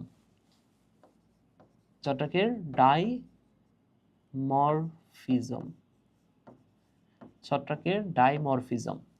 সো ডাই কথাটার অর্থ হচ্ছে দুই। ডাইমরফিজম যে বিষয়টা বোঝায়, সেটা হচ্ছে আলাদা পরিবেশে ছত্রাকের আকারটা ভিন্ন রকম হয়ে যায়। বুঝতে পেরেছো? তাহলে ডাইমরফিজম মানে কি? মরফোলজি তো আমরা পড়েছি, অঙ্গ সংস্থান বিদ্যা, তাই না? তো বিভিন্ন পরিবেশে বা আলাদা পরিবেশে বা আলাদা টেম্পারেচারে ছত্রাকের আকারটা চেঞ্জ করতে পারে, সে তার নিজের আকার চেঞ্জ করে ফেলতে পারে, এই বিষয়টাকে বলা হচ্ছে ডাইমরফিজম। যেমন আমি একটা ছত্রাকের নাম বলি, সেটা হচ্ছে হিস্টোপ্লাজমা ক্যাপসুলাটুম। এই হিস্টোপ্লাজমা ক্যাপসুলাটুম, এই ছত্রাকটা যখন আমাদের কোষের ভেতরে প্রবেশ করে, আমাদের যখন, এই যে দেখো, এই ছত্রাকটা যখন ফুসফুসের ভেতরে প্রবেশ করে, তখন সেটার আকৃতি হয়ে যায় গোলাকার কোষপিণ্ডর মতো। তাহলে কোষের ভেতরে প্রবেশ করতেছে, কোষের মতো হয়ে যায়। আর যখন মাটিতে থাকে, তখন আবার সূত্রাকার থাকে, সুতার মতো থাকে। বুঝতে পেরেছো? তাহলে দেখো, দুই রকম আকৃতি এটা প্রদান করতেছে। যেমন মাটির তাপমাত্রা কত বলতো? মাটির তাপমাত্রা আমি বলতে পারি, এটা হচ্ছে 25 ডিগ্রি সেলসিয়াস, তাই না? তাহলে মাটিতে যে তাপমাত্রা বা টেম্পারেচার 25 ডিগ্রি সেলসিয়াস, কিন্তু আমাদের যে ফুসফুস, সেখানে টেম্পারেচার কত? 37 ডিগ্রি সেলসিয়াস। তাহলে দেখো, টেম্পারেচার ভিন্ন বা পরিবেশের কারণে সেটা কিন্তু আকার চেঞ্জ করে ফেলতেছে। বুঝতে পেরেছো কেন আকার চেঞ্জ করতেছে? এটা ওই যে পরিবেশের কারণে, যেটাই আমি বলি পরিবেশের কারণে এটার আকার চেঞ্জ করতেছে। ধরে নাও যে ওইটা যদি কোষের মতো না হয়ে যদি অন্য কোনো আকারে থাকে, তাহলে তো আমাদের যে প্রতিরক্ষা ব্যবস্থা সেটা তো চিনে ফেলবে, তাই না? বা আমাদের দেহের ভেতরে যে ম্যাক্রোসাইটগুলো আছে সেটাকে বিনষ্ট করে ফেলবে সহজেই। তো এই কারণে সে হচ্ছে কোষের আকারে থাকে বা কোষপিণ্ডের মতো করে থাকে, যাতে সহজে চেনা না যায়। আশা করি বুঝেছো। তো এই হিস্টোপ্লাজমা ক্যাপসুলাটুম, এই ছত্রাকটা দ্বারা যে রোগটা হয়, রোগটার নামটাই গুরুত্বপূর্ণ। রোগের নাম মনে রাখো হিস্টোপ্লাজমোসিস। যে রোগটা হয় এই রোগের নাম হচ্ছে হিস্টোপ্লাজমোসিস। হিস্টোপ্লাজমোসিস। ওকে, সো ডাইমরফিজম মানে আশা করি বুঝতে পেরেছো। ডাইমরফিজম মানে হচ্ছে আলাদা পরিবেশে বা ভিন্ন পরিবেশে ছত্রাকের বিভিন্ন রকম মানে আকার পরিবর্তন করার যে ক্ষমতা, সেটা হচ্ছে ডাইমরফিজম। ঠিক আছে ভাইয়া? ওকে, এবার আসো ছত্রাকের জনন নিয়ে আমরা একটু পড়ি। কি বলা আছে দেখো, জননাঙ্গ অর্থাৎ ফ্রুট বডি। তাহলে জননাঙ্গ কোনটা ছত্রাকের? ওই যে উপরের যে অংশটা, ব্যাঙের ছাতা যেটা, সেটা হচ্ছে জননাঙ্গ বা ফ্রুট বডি। এই ফ্রুট বডির উপর ভিত্তি করে ছত্রাক দুই ধরনের। একটা হচ্ছে হলোকার্পিক ছত্রাক, এক নম্বর হচ্ছে হলোকার্পিক ছত্রাক, এবং দুই নম্বর হচ্ছে ইউকার্পিক ছত্রাক। সো এখানে হলো শব্দটা থেকে হোল কথাটা মনে রাখো। হোল মানে হচ্ছে পুরো। অর্থাৎ ছত্রাকের যে ফ্রুট বডি, ছত্রাকের এই যে পুরো অংশটা, এটা কিন্তু আমরা বলি ফ্রুট বডি। এই পুরা জিনিসটা যদি একটা জননাঙ্গ হয় এবং সেইখান থেকে যদি একটা ছত্রাকের জন্ম নেয়, তখন সেটাকে আমরা বলবো হলোকার্পিক। অর্থাৎ ছত্রাকের ফ্রুট বডির পুরা অংশটা, এই যে দেখো কি লেখা আছে, যখন ছত্রাকের পুরা দেহ জননাঙ্গ বা ফ্রুট বডি তৈরির মাধ্যমে জনন কাজে অংশ নেয়। বুঝতে পেরেছো? তাহলে পুরা দেহটাই জননাঙ্গ বা ফ্রুট বডি তৈরি করে, তখন সেটাকে আমরা বলবো হলো। অর্থাৎ হলো মানে হচ্ছে হোল বা পুরো জিনিসটাই জননাঙ্গ হিসেবে কাজ করতেছে। আর ইউকার্পিক যখন ছত্রাকের দেহের অংশ বিশেষ হতে ফ্রুট বডি বা জননাঙ্গ সৃষ্টি হয়, তখন ছত্রাকটা হচ্ছে ইউকার্পিক। বুঝতে পেরেছ? তাহলে ইউকার্পিকের উদাহরণ কি? আমরা কিন্তু পড়েছি ইউকার্পিকের উদাহরণ আমরা পড়েছি, তাই না? ওই যে স্যাপ্রোলিগনিয়া নিয়ে যখন পড়েছি, জি ইউমাই স্যামসন। তাহলে এই যে ইউ মানে কি ভাইয়া? ইউ মানে হচ্ছে ইউকার্পিক ছত্রাক। তাহলে ইউকার্পিক ছত্রাক মানে কি? দেহের অংশ বিশেষ জনন কাজে অংশগ্রহণ করে বা জননাঙ্গ তৈরিতে অংশগ্রহণ করে বা ফ্রুট বডি তৈরিতে অংশগ্রহণ করে, সেটা হচ্ছে ইউকার্পিক। এবং এর সাথে আমরা যে ছত্রাকটা নিয়ে পূর্ব বিস্তারিত, অর্থাৎ এগারিকাস, এই ছত্রাকটাও কিন্তু এর মধ্যে আছে। এবং হোলোকার্পিকের উদাহরণটা এইভাবে পড়তে পারো, এই যে এখানে সিন আছে, তো সিন থেকে মনে রাখো সিনেমা, এবং এখানে হলো থেকে মনে রাখো হল। সো সিনেমা হল এটা হচ্ছে হলোকার্পিক। বুঝতে পেরেছো ভাইয়া? সিনসিট্রিয়াম। আশা করি বুঝেছো। এইবার আসো আমরা যেই বিষয়টা পড়বো, গুরুত্বপূর্ণ বিষয়, সেটা হচ্ছে ছত্রাকের জনন। ছত্রাকের জনন তিন ভাবে হতে পারে। আসলে আমরা শৈবালের ক্ষেত্রে দেখেছি। তো এই জীবগুলার মোটামুটি তিন রকমের জনন হয়। একটা হচ্ছে অঙ্গজ জনন, অঙ্গের মাধ্যমে, অযৌন জনন এবং যৌন জনন। অঙ্গজ জনন মানে কি? দেহের অংশ বিশেষ দ্বারা হবে। দেহের অংশ বিশেষ দ্বারা হইলে সেটা হচ্ছে অঙ্গজ জনন। অযৌন জনন কি? স্পোর দ্বারা। অযৌন জননের একক হচ্ছে স্পোর। এবং যৌন জনন হচ্ছে গ্যামিট দ্বারা হইলে সেটাকে আমরা বলি যৌন জনন। সিম্পল। ওকে, তাহলে আসো আমরা প্রথমে যেটা পড়বো সেটা হচ্ছে ছত্রাকের অঙ্গজ জনন। ছত্রাকের এই অঙ্গজ জননটা একটু খেয়াল করে দেখো ভাইয়া। অঙ্গজ জনন এটা তিন ভাবে হইতে পারে। একটা হচ্ছে কুড়ি সৃষ্টি, একটা হচ্ছে দৈহিক খণ্ডায়ন, এবং আরেকটা হচ্ছে দ্বিবিভাজন। তাহলে দৈহিক খণ্ডায়ন, দ্বিবিভাজন এবং কুড়ি সৃষ্টি। তো এই দৈহিক খণ্ডায়ন এটা কিন্তু আমরা শৈবালের ক্ষেত্রে, এই তিনটা আসলে শৈবালের ক্ষেত্রে আমরা দেখেছিলাম। সো দৈহিক খণ্ডায়ন মানে কি? দেহটা যদি খণ্ডিত হয়ে যায় কোনো কারণে, সেই প্রতিটা খণ্ড থেকে কিন্তু আলাদাভাবে নতুন ছত্রাক তৈরি হয়। এটা হচ্ছে দৈহিক খণ্ডায়ন। তাহলে দৈহিক খণ্ডায়ন এটা কিভাবে হয় সেটা আশা করি বুঝছো। যে এই যে দেখো, রাইজোপাস এবং পেনিসিলাম, এই দুটা জিনিস, ধরে নাও যে এটা হচ্ছে একটা ছত্রাক। আচ্ছা, ধরে নাও এটা হচ্ছে কোনো একটা ছত্রাক। এই ছত্রাকটা কোনো কারণে যদি দুইটা খণ্ডে পরিণত হয়, এই দুইটা খণ্ড থেকে আলাদা আলাদা দুইটা ছত্রাক তৈরি হয়। এটা হচ্ছে দৈহিক খণ্ডায়ন। এবং যার নামের মধ্যে দেখো রাইজ মানে তো মূল এবং পেন মানে তো কলম, তো কলমকে দুইটা খণ্ডে ভাগ করা যায়, রাইজ মূল, গাছের মূলটাকেও দুই খণ্ডে ভাগ করা যায়, তো এইভাবে পড়তে পারো rice pen, rice pen, rice pen, এগুলো হচ্ছে খণ্ডায়ন। এবং দ্বিবিভাজন, তো তোমরা ব্যাকটেরিয়ার ক্ষেত্রে তোমাদের মনে আছে কিনা, যদি মনে না থাকে একটু মনে করাই দিই তোমাদের। দেখো ব্যাকটেরিয়া, সো ব্যাকটেরিয়ার ক্ষেত্রে কিন্তু তোমরা এই যে দ্বিবিভাজন এই প্রক্রিয়াটা পড়েছো চতুর্থ অধ্যায়, তাই না? সো সেখানে কি ছিল ভাইয়া বলো তো? এই যে এটা হচ্ছে একটা ব্যাকটেরিয়া, ব্যাকটেরিয়ার মাঝখানে যে ভাগ শুরু হয়, তারপর আস্তে আস্তে ভাগ হইতে হইতে সেটা দুইটা আলাদা ব্যাকটেরিয়াতে পরিণত হয়, তাই না? সো দুইটা আলাদা ব্যাকটেরিয়াতে পরিণত হয়ে যায়। তাহলে ব্যাকটেরিয়ার ক্ষেত্রে দৈহিক খণ্ডায়ন ছিল। আবার ব্যাকটেরিয়ার ক্ষেত্রে আরেকটা বিষয় তোমরা দেখেছো, ব্যাকটেরিয়ার ক্ষেত্রে কুড়িও দেখেছো, তাই না? ব্যাকটেরিয়া থেকে ছোট্ট একটা অংশ তৈরি হয়, তারপরে এই ছোট্ট অংশটা আস্তে আস্তে বড় হইতে হইতে নতুন দুইটা ব্যাকটেরিয়াতে পরিণত হয়। তো এই কুড়ি সৃষ্টি এবং ওই যে দ্বিবিভাজন, এই দুইটাই দেখা যায় কিন্তু ব্যাকটেরিয়াতে। আবার ব্যাকটেরিয়া ছাড়াও একটা ছত্রাকে দেখা যায়, সেই ছত্রাকটা একটু ব্যতিক্রম ছত্রাক। একটু আগে আমি বলেছি না ওই যে স্যাকারোমাইস, বা যেটাকে বলা হয় চিনির ছত্রাক, অথবা যেটার নাম হচ্ছে ইস্ট, আমি দেখেছি না একটু আগে দেখাইলাম না যে এটা হচ্ছে একটু ব্যতিক্রম ধর্মী ছত্রাক। তাহলে ওই ব্যতিক্রম ধর্মী ছত্রাক ওটা কিছুটা ব্যাকটেরিয়ার মতো, এই কথাটাও মনে রাখতে পারো, কিছুটা ব্যাকটেরিয়ার মতো। যেমন ব্যাকটেরিয়ার কুড়ি সৃষ্টি হয়, ব্যাকটেরিয়ার দ্বিবিভাজন হয়, এই দুইটা প্রক্রিয়ায় কিন্তু আসলে এই স্যাকারোমাইসিসে হয়। ওকে, সো স্যাকারোমাইসিস, এই যে বানানটা ঠিক ছিল তখন, ঠিক আছে? সো এই বাডিং দ্বিবিভাজন দুইটাই হয় স্যাকারোমাইসিসে। এবং এই চিত্রটা যদি খেয়াল করে দেখো, যদিও চিত্রটা খুব বেশি দরকার নাই, তারপরে একটু মনে রাখো, খুবই সহজ একটা চিত্র। এই যে এটা হচ্ছে একটা ইস্ট, তো ইস্টে এভাবে ছোট্ট একটা কুড়ি তৈরি হয় প্রথমে, তারপরে এই নিউক্লিয়াসটা দুইটা ভাগে ভাগ হয়, একটা নিউক্লিয়াস এই কুড়ির ভেতরে চলে যাবে, এরপরে এই যে কুড়ির ভেতরে চলে আসছে, তারপরে দুইটা আলাদা হয়ে দুইটা নতুন ইস্টে পরিণত হয়। তাহলে এটা হচ্ছে কুড়ি সৃষ্টি। এবং দ্বিবিভাজন কি? ওই যে এটা হচ্ছে ব্যাকটেরিয়ার দ্বিবিভাজনটার চিত্রই দেখানো হয়েছে। তো দ্বিবিভাজন লাগবে না, কুড়ি সৃষ্টির যে চিত্রটা এটা একবার দেখে রাখো তাইলেই হবে। এরপরের এরপরে দেখো অযৌন জনন। আর অযৌন জনন কি দ্বারা হয় ভাইয়া? মনে রাখো অযৌন জনন হয় স্পোর দ্বারা। তাহলে এই অযৌন জনন আসলে কিভাবে হয়? এটা হয় স্পোরের মাধ্যমে, স্পোরের মাধ্যমে মাধ্যমে এবং যে কোষটা স্পোর তৈরি করে, বা যে অংশটা স্পোর তৈরি করে, সেই অংশটাকে বলা হচ্ছে স্পোরাঞ্জিয়াম, বা যে জিনিসটা ছত্রাকের যে অংশটুকু স্পোর ধারণ করে সেই জিনিসটাকে বলা হয় স্পোরাঞ্জিয়াম। এখানে গতকালই বলেছিলাম যে আঞ্জিয়াম কথাটার এই, আচ্ছা স্পোরাঞ্জিওস্পোর এটা বলা আছে, তবে যেই অংশটা স্পোরটা ধারণ করে সেটা হচ্ছে স্পোরাঞ্জিয়াম।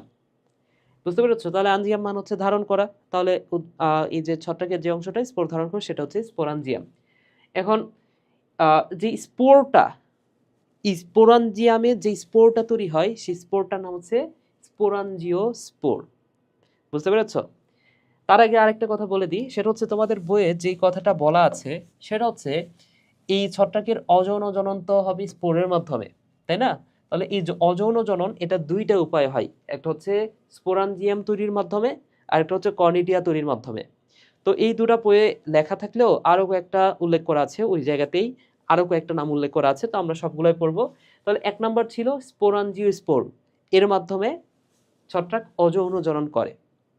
এই স্পোরাঞ্জিওস্পোর এটা আবার দুই ধরনের, একটা হচ্ছে জুওস্পোর এবং দুই নম্বর হচ্ছে অ্যাপ্লানোস্পোর।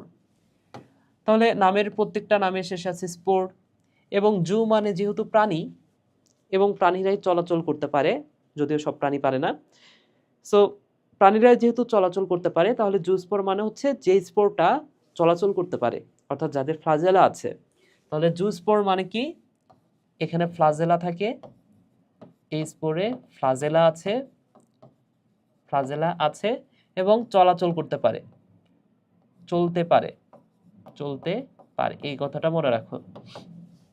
আর অ্যাপ্লানোস্পোর নামের শুরুতে আছে এই কথাটার অর্থ হচ্ছে না। তাহলে অ্যাপ্লানোস্পোর মানে কি? যেটা চলতে পারে না, এই কথাটা আমি বলতে পারি, এখানে কোনো ফ্লাজেলা নাই এবং এটা হচ্ছে চলতে পারে না, চলতে চলতে পারে না, এই কথাটা ভাইয়া মনে রাখো। আশা করি তোমরা বুঝতে পেরেছো। ঠিক আছে, তাহলে এইবার যদি একটু খেয়াল করে দেখো, এই যে তাহলে দেখো এইখানে ফ্লাজেলা থাকে, এই যে দেখো জুস পরে কি থাকে, জুস পরে থাকে ফ্লাজেলা। ঠিক আছে, আচ্ছা জুস পরের উদাহরণগুলো এখানে গুরুত্বপূর্ণ। জুস পরের উদাহরণটা আমরা পড়ছি, ওই যে স্যাপ্রোলিগনিয়া সম্পর্কে 5টা কথা পড়ছিলাম, জি ইউমাই স্যামসন, এখানে কিন্তু জুস পর চলে আসে। এবং অ্যাপ্লানোস্পোর, এটা হচ্ছে mucor, aplanospore mucor, aplanospore mucor, এই একটাই মনে রাখো ভালো করে, তাইলেই হবে। ঠিক আছে ভাইয়া, ওকে। তাহলে আমরা কি পড়লাম, স্পোরাঞ্জিও স্পোর, অযৌন জননের একটি একক। আরো কিছু আছে, সেগুলো আমরা একটু দেখি। যেমন আরো কি আছে ভাইয়া, কনিডিয়া আছে। সো কনিডিয়া, এই কনিডিয়া আসলে কি, কনিডিয়া হচ্ছে এখানে আছে কিনা, এই যে আছে, দেখো চিত্রটা, এই যে এই অংশটুকু, এই অংশটুকুকে বলা হচ্ছে কনিডিওফোর। এই কনিডিওফোর এটা হচ্ছে বিশেষ ধরনের একটা হাইফা। আচ্ছা, সো এই বিশেষ ধরনের হাইফার যেটা নাম হচ্ছে কনিডিওফোর, এই কনিডিওফোরের মাথায় এইখানে বেশ কিছু স্পোর তৈরি হয়, যেটাকে বলা হচ্ছে কনিডিয়া। বুঝতে পেরেছো? তাহলে যদিও নামের মধ্যে স্পোর শব্দটা নাই, তারপরে এটা একটি স্পোর। তাহলে এই কনিডিয়া কি বলতো, এই কনিডিয়াটা কোথায় দেখা যায়, কনিডিয়াটা দেখা যায় কনিডিওফোর নামক, এটা দেখা যায় কনিডিওফোর, এটা দেখা যায় কনিডিওফোর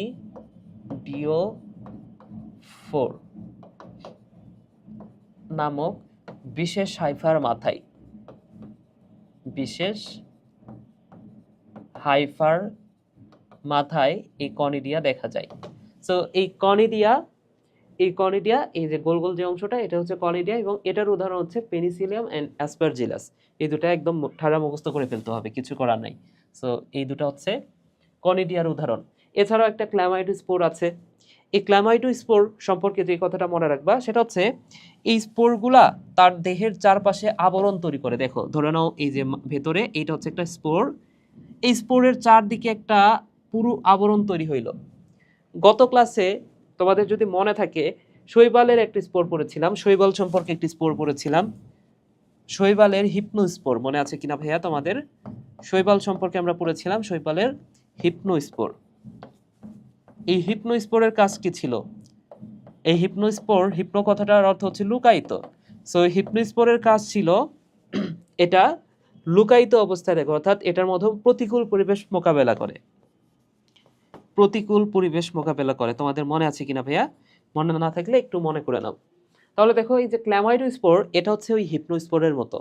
তাহলে শৈবালের ক্ষেত্রে যেটাকে বলা হচ্ছে হিপনোস্পোর, ছত্রাকের ক্ষেত্রে সেটাকে বলা হচ্ছে ক্ল্যামাইডোস্পোর। তাহলে এটাও এক ধরনের স্পোর, যেটা নাম হচ্ছে ক্ল্যামাইডোস্পোর, এবং এটা হচ্ছে প্রতিকূল পরিবেশ মোকাবেলা করে, এটার মাধ্যমে প্রতিকূল পরিবেশ মোকাবেলা করে, প্রতিকূল পরিবেশ মোকাবেলা করে, মোকাবিলা করে। আশা করি বুঝতে পেরেছো ভাইয়া। ওকে, সো আরো একটা স্পোর আছে যেটা এখানে বলা নাই আসলে, আরো একটি স্পোর আছে, সেই স্পোরটার নাম বলে দিই।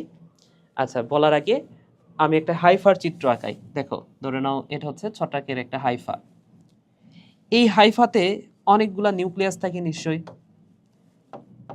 অনেকগুলা নিউক্লিয়াস থাকে, এবং এবং এই নিউক্লিয়াসগুলা আবার সেপ্টা দ্বারা আলাদা থাকে। এই যে দেখো নিউক্লিয়াসগুলো কি দ্বারা আলাদা আছে, প্রত্যেকটা নিউক্লিয়াস সেপ্টা দ্বারা কিন্তু আলাদা অবস্থায় আছে।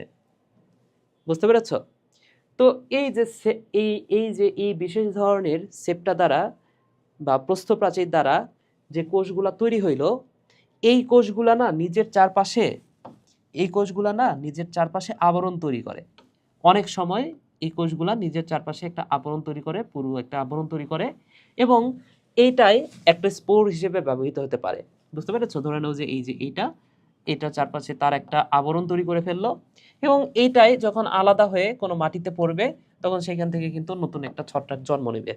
বুঝতে পেরেছো? তার মানে কি, এই যে এই অংশটা হচ্ছে স্পোর হিসেবে ব্যবহৃত হইলো, তাই না? তাহলে এই ধরনের স্পোরকে বলা হয় অয়েডিয়া, অয়েডিয়া। আশা করি বুঝতে পেরেছো।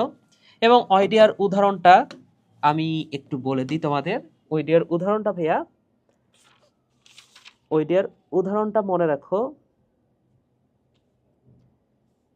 আচ্ছা একটু ভাইয়া আমাকে সময় দাও। ওইডিয়ার উদাহরণ হচ্ছে কপ্রিনাস, ঠিক আছে ভাইয়া? ওকে, তাহলে এই ওইডিয়া কি করে, এই আচ্ছা এই ওইডিয়ার উদাহরণ হচ্ছে কপ্রিনাস, ঠিক আছে? এবং এই ওইডিয়া আসলে কি আশা করি বুঝতে পেরেছো এখন। আমি যদি আরেকবার একটু বলে দিই, লিখেই দিই তোমাদের। সেটা হচ্ছে এই যে হাইফা, হাইফা যখন সেপ্টাম দ্বারা আলাদা হয়, তাহলে হাইফা হাইফা প্রস্থপ্রাচীর দ্বারা আলাদা হয়ে বা সেপ্টা দ্বারা আলাদা হয়ে, তাহলে প্রস্থ প্রাচীর দিয়ে আলাদা হয়ে চারপাশে চারপাশে স্পোরের মতো আবরণ তৈরি করে, স্পোরের মতো আবরণ তৈরি করে, মতো আবরণ তৈরি করে। ওকে, সো এটা হচ্ছে ওইডিয়া। এই এই যে নতুন যে স্পোরটা তৈরি হলো সেটার নাম হচ্ছে ওইডিয়া, যার উদাহরণ হচ্ছে কপ্রিনাস। সো এটাও মনে রাখো সাথে, উদাহরণটা হচ্ছে কপ্রিনাস। আশা করি বুঝতে পেরেছো ভাইয়া। এবার আসো ছত্রাকের যৌন জনন। এতক্ষণ ধরে আমরা পড়লাম অযৌন জনন, এবার আমরা পড়বো যৌন জনন। এখন যৌন জননটা হয় কি দ্বারা? নিশ্চয়ই তোমরা জানো যৌন জনন দ্বারা হয়। যৌন জনন কি দ্বারা হয় ভাইয়া? গ্যামিট দ্বারা হয়। যৌন জননের জন্য দরকার হচ্ছে গ্যামিট, তাহলে গ্যামিট দ্বারা এই যৌন জননটা হয়। আশা করি বুঝতে পেরেছো। তাহলে এই গ্যামিট এখন কি ধরনের, কয় ধরনের হতে পারে? নিশ্চয়ই দুই ধরনের হতে পারে, একটা পুং গ্যামিট অথবা আরেকটা হচ্ছে স্ত্রী গ্যামিট। তো পুং গ্যামিট, স্ত্রী গ্যামিট, এটাকে আবার প্লাস মাইনাস অনেক সময় বলা হয়। সো গ্যামিট এটা দুই ধরনের হতে পারে, একটা হচ্ছে পুং গ্যামিট, পুং গ্যামিটকে আমি বলতে পারি প্লাস, এবং আরেকটা হচ্ছে স্ত্রী গ্যামিট, এটাকে আমি বলতে পারি মাইনাস। ওকে, সো ছত্রাকের যৌন জনন করার জন্য আমাদের ফার্স্টে কি দরকার? গ্যামেট দরকার। কি দরকার ভাইয়া? গ্যামেট দরকার। তাহলে এই গ্যামেট ফার্স্টে তৈরি করতে হবে, আমাদের ফার্স্টে আগে গ্যামেট তৈরি করতে হবে, তারপরে কি হয় সেটা আমরা বুঝতেছি। তাহলে ফার্স্টে আসো আমরা একটু গ্যামেট তৈরি করি। কিভাবে তৈরি করব? তো মনে রাখো গ্যামেট তৈরি হয় বা গ্যামেট ধারণ করে যে জায়গাটা, ও যে স্পোর ধারণ করে সেটাকে কি বলেছিলাম? স্পোরাঞ্জিয়াম। তাহলে গ্যামেট ধারণ করে কে? গ্যামেটানজিয়াম, তাই না? সো একটা ওয়ার্ড মনে রাখো, সেটা হচ্ছে গ্যামেটানজিয়াম। তো আমরা যখন অ্যাগারিকাস পড়বো তখন দেখবো যে ছত্রাকের কোন জায়গাতে গ্যামেট তৈরি হচ্ছে সেটা আমরা দেখব। আপাতত চিত্র চিত্র না দেখে আমরা জাস্ট কথাগুলা পড়ি বা কথাগুলা বুঝি, পরবর্তীতে আমরা চিত্রের মাধ্যমে সেটা দেখবো অ্যাগারিকাস পড়ার সময়। সো গ্যামেট, গ্যামেট থেকে মনে রাখো গ্যামেটানজিয়াম। গ্যামেটানজিয়াম, এখানে অ্যানজিয়াম মানে হচ্ছে ধারণ করা, অর্থাৎ গ্যামেটেনজিয়ামের কাজ কি ভাইয়া? এটা হচ্ছে গ্যামেট ধারণ করে, গ্যামেট ধারণ করে, ধারণ করে। ওকে, সো এখন গ্যামেট তো দুই ধরনের, তাহলে দুই ধরনের গ্যামেটানজিয়াম আছে, একটা হচ্ছে পুং গ্যামেটানজিয়াম আর একটা হচ্ছে স্ত্রী গ্যামেটানজিয়াম। তো একটা কথা তোমাদেরকে একটু এক্সট্রা ভাবে আমি নোট করে দিই, এইটা তোমাদের অনেক সময় এমসিকিউতে এটার কারণে তোমার ঝামেলা হতে পারে। সেটা হচ্ছে এই যে দেখো আমরা যে পঞ্চম অধ্যায়টা পড়তেছি, পঞ্চম অধ্যায় তো আমরা শৈবাল আর ছত্রাক নিয়ে আলোচনা করতেছি, তাই না? এখানে শৈবাল আর ছত্রাক এই দুটো টপিক নিয়ে আমরা আলোচনা করতেছি। ষষ্ঠ অধ্যায়ে যখন তোমরা পড়বা, ষষ্ঠ অধ্যায়ে আবার আলোচনা করা আছে ব্রায়োফাইটা টেরিডোফাইটা নিয়ে।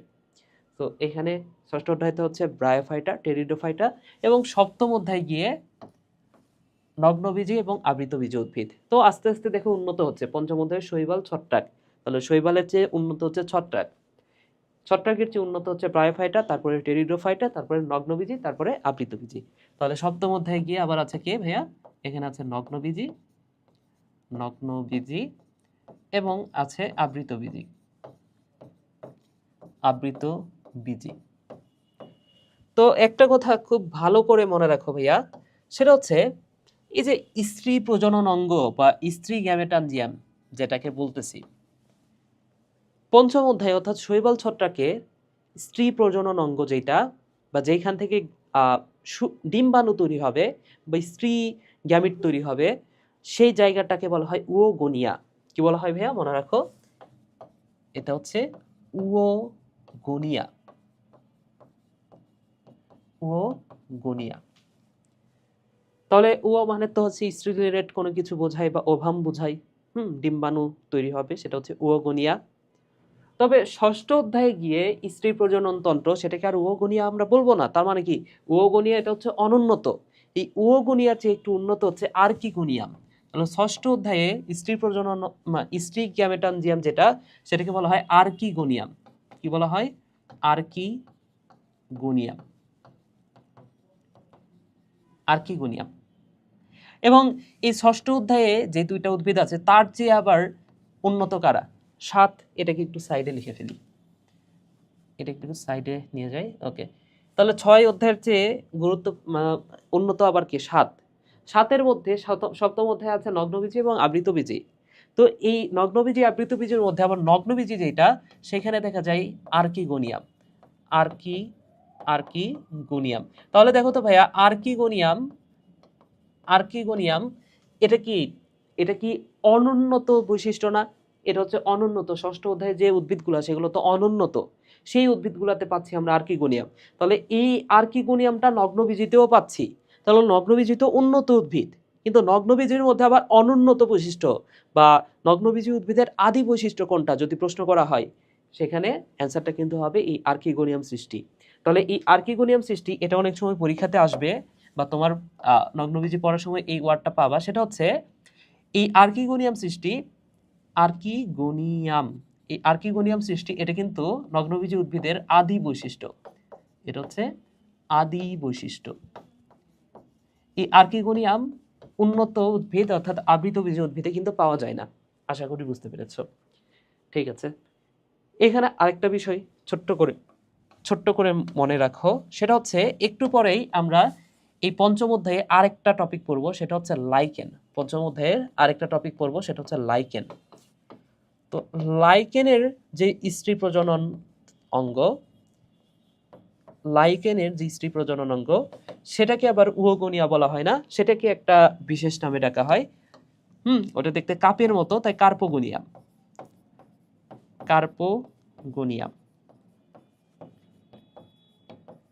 কার্পোগোনিয়াম।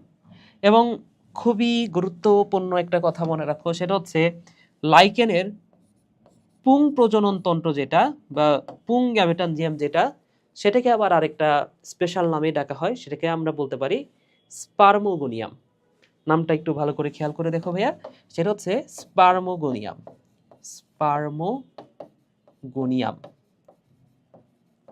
স্পার্মোগোনিয়াম। আশা করি বুঝতে পেরেছ। তাহলে লাইকেন সম্পর্কে আমরা একটু পড়লাম। লাইকেনের স্ত্রী গ্যামেটানজিয়াম সেটা হচ্ছে কার্পোগোনিয়াম, পুং গ্যামেটানজিয়াম, স্পার্মোগোনিয়াম। যদিও গোনিয়াম শব্দটা দেখো স্ত্রী রিলেটেড ক্ষেত্রে কিন্তু ব্যবহৃত হয়, তাই না? স্ত্রী রিলেটেড ক্ষেত্রে কিন্তু এই গোনিয়াম শব্দটা ব্যবহৃত হয়, কিন্তু এটা হচ্ছে লাইকেনের ক্ষেত্রে পুরুষ প্রজনন তন্ত্র। তো এইভাবে মনে রাখো, নামে শুরুতে স্পার্ম আছে, স্পার্ম মানে তো আবার ওই পুরুষকেই বোঝানো হচ্ছে। তাহলে স্পার্মোগোনিয়াম সেটা হচ্ছে পুরুষ প্রজনন তন্ত্র, এটা আমি বলতে পারি। তাহলে ভাইয়া এইখানে দেখো, আমরা বুঝলাম যে গ্যামেট যে তৈরি হবে, এই যে গ্যামেটানজিয়াম, এই গ্যামেটানজিয়াম আবার দুই ধরনের। এই গ্যামেটানজিয়াম এটা হতে পারে স্ত্রী গ্যামেটানজিয়াম, এটা হতে পারে স্ত্রী গ্যামেটানজিয়াম,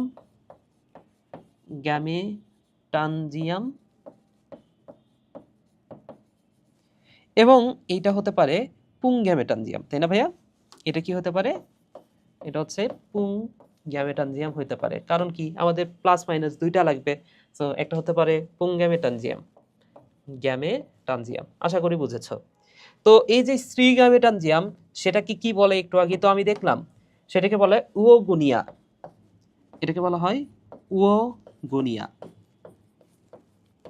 এটাকে বলা হয় ভাইয়া উওগোনিয়া। আর এই যে পুং গ্যামেটানজিয়াম, সেটাকে আবার বলা হয় অ্যান্থেরেডিয়াম। এই নামটাও মনে রাখো। এটাকে কি বলা হয় ভাইয়া? এটাকে বলা হয় অ্যান্থেরেডিয়াম।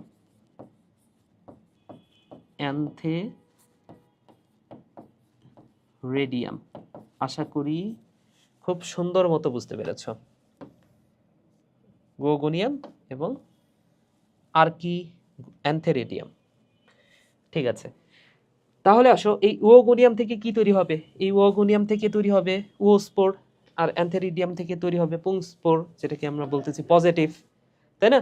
তো ধরে নাও এটা একটা ছত্রাক, ধরে নাও এটা একটা ছত্রাক। আচ্ছা, ধরে নাও এটা একটা ছত্রাক, এটা একটা ছত্রাক, এটা একটা ছত্রাক। তো এই দুটা ছত্রাক থেকে নিশ্চয়ই স্পোর তৈরি হবে। তাহলে এই স্পোর, একটা হচ্ছে পজিটিভ স্পোর, একটা হচ্ছে নেগেটিভ স্পোর। তো এখান থেকে ধরে নাও যে একটা স্পোর আসলো, এটা হচ্ছে পজিটিভ, এখান থেকে একটা স্পোর আসলো যেটা হচ্ছে নেগেটিভ স্পোর। এখন এই স্পোরটা যদি সমান হয়, এই দুটা স্পোরটা যদি সমান হয়, ধরে নাও যে সেটা ফ্লাজেলাও আছে, তাহলে এই দুটা যদি সমান হয়, তো সমান হইলে গতকাল কিন্তু আমরা পড়েছি যেটাকে বল এই দুটো স্পোর যদি আকৃতিতে চেনা না যায় বা দেখতে যদি একই রকম হয়, সেটাকে বলি আইসোগামী। কি বলা হয় ভাইয়া? এটাকে বলি আমরা আইসোগামী। এটাকে আমরা যে নামে রাখি সেটা হচ্ছে আইসোগামী। তাহলে আইসোগামী মানে কি ভাইয়া? আইসোগামী মানে হচ্ছে সমান আকৃতির। আইসো কথাটার অর্থ হচ্ছে সমান, তাহলে সমান আকৃতির স্পোর, সমান আকৃতির স্পোর। আর এই দুটো স্পোরের মধ্যে যদি একটা স্পোর এমন হয়, পুরুষ যে স্পোরটা, আচ্ছা পুরুষ না, মায়ের নেগেটিভ যে স্পোরটা সেটা হচ্ছে বড়, কিন্তু সেখানে কোনো ফ্লাজেলা নাই, তার মানে কি নিশ্চল। আচ্ছা, আর যেটা হচ্ছে ছোট কিন্তু ফ্লাজেলা আছে, তাহলে একটা তো আইসোগামী বা বইয়ে লেখা আছে আইসোগ্যামিট, যেটাই বলি আমি। তাহলে একটা হচ্ছে এখানে হচ্ছে বড়টা যেটা সেটা হচ্ছে নেগেটিভ, আর ছোট যেটা সেটা হচ্ছে পজিটিভ। তো ছোটটা হচ্ছে সচল আর বড়টা হচ্ছে নিশ্চল। হ্যাঁ, কেন? কারণ এখানে ফ্লাজেলা নাই। তাহলে এই ধরনের গঠনকে আমরা গতকালই পড়েছি, সেটা শৈবাল পড়ার সময়, সেটা হচ্ছে উওগামী। এই কারণে শৈবালে যেহেতু পড়েছি, আশা করি এখন সমস্যা হওয়ার কথা না। এটার নাম হচ্ছে উওগামী। আশা করি বুঝেছো।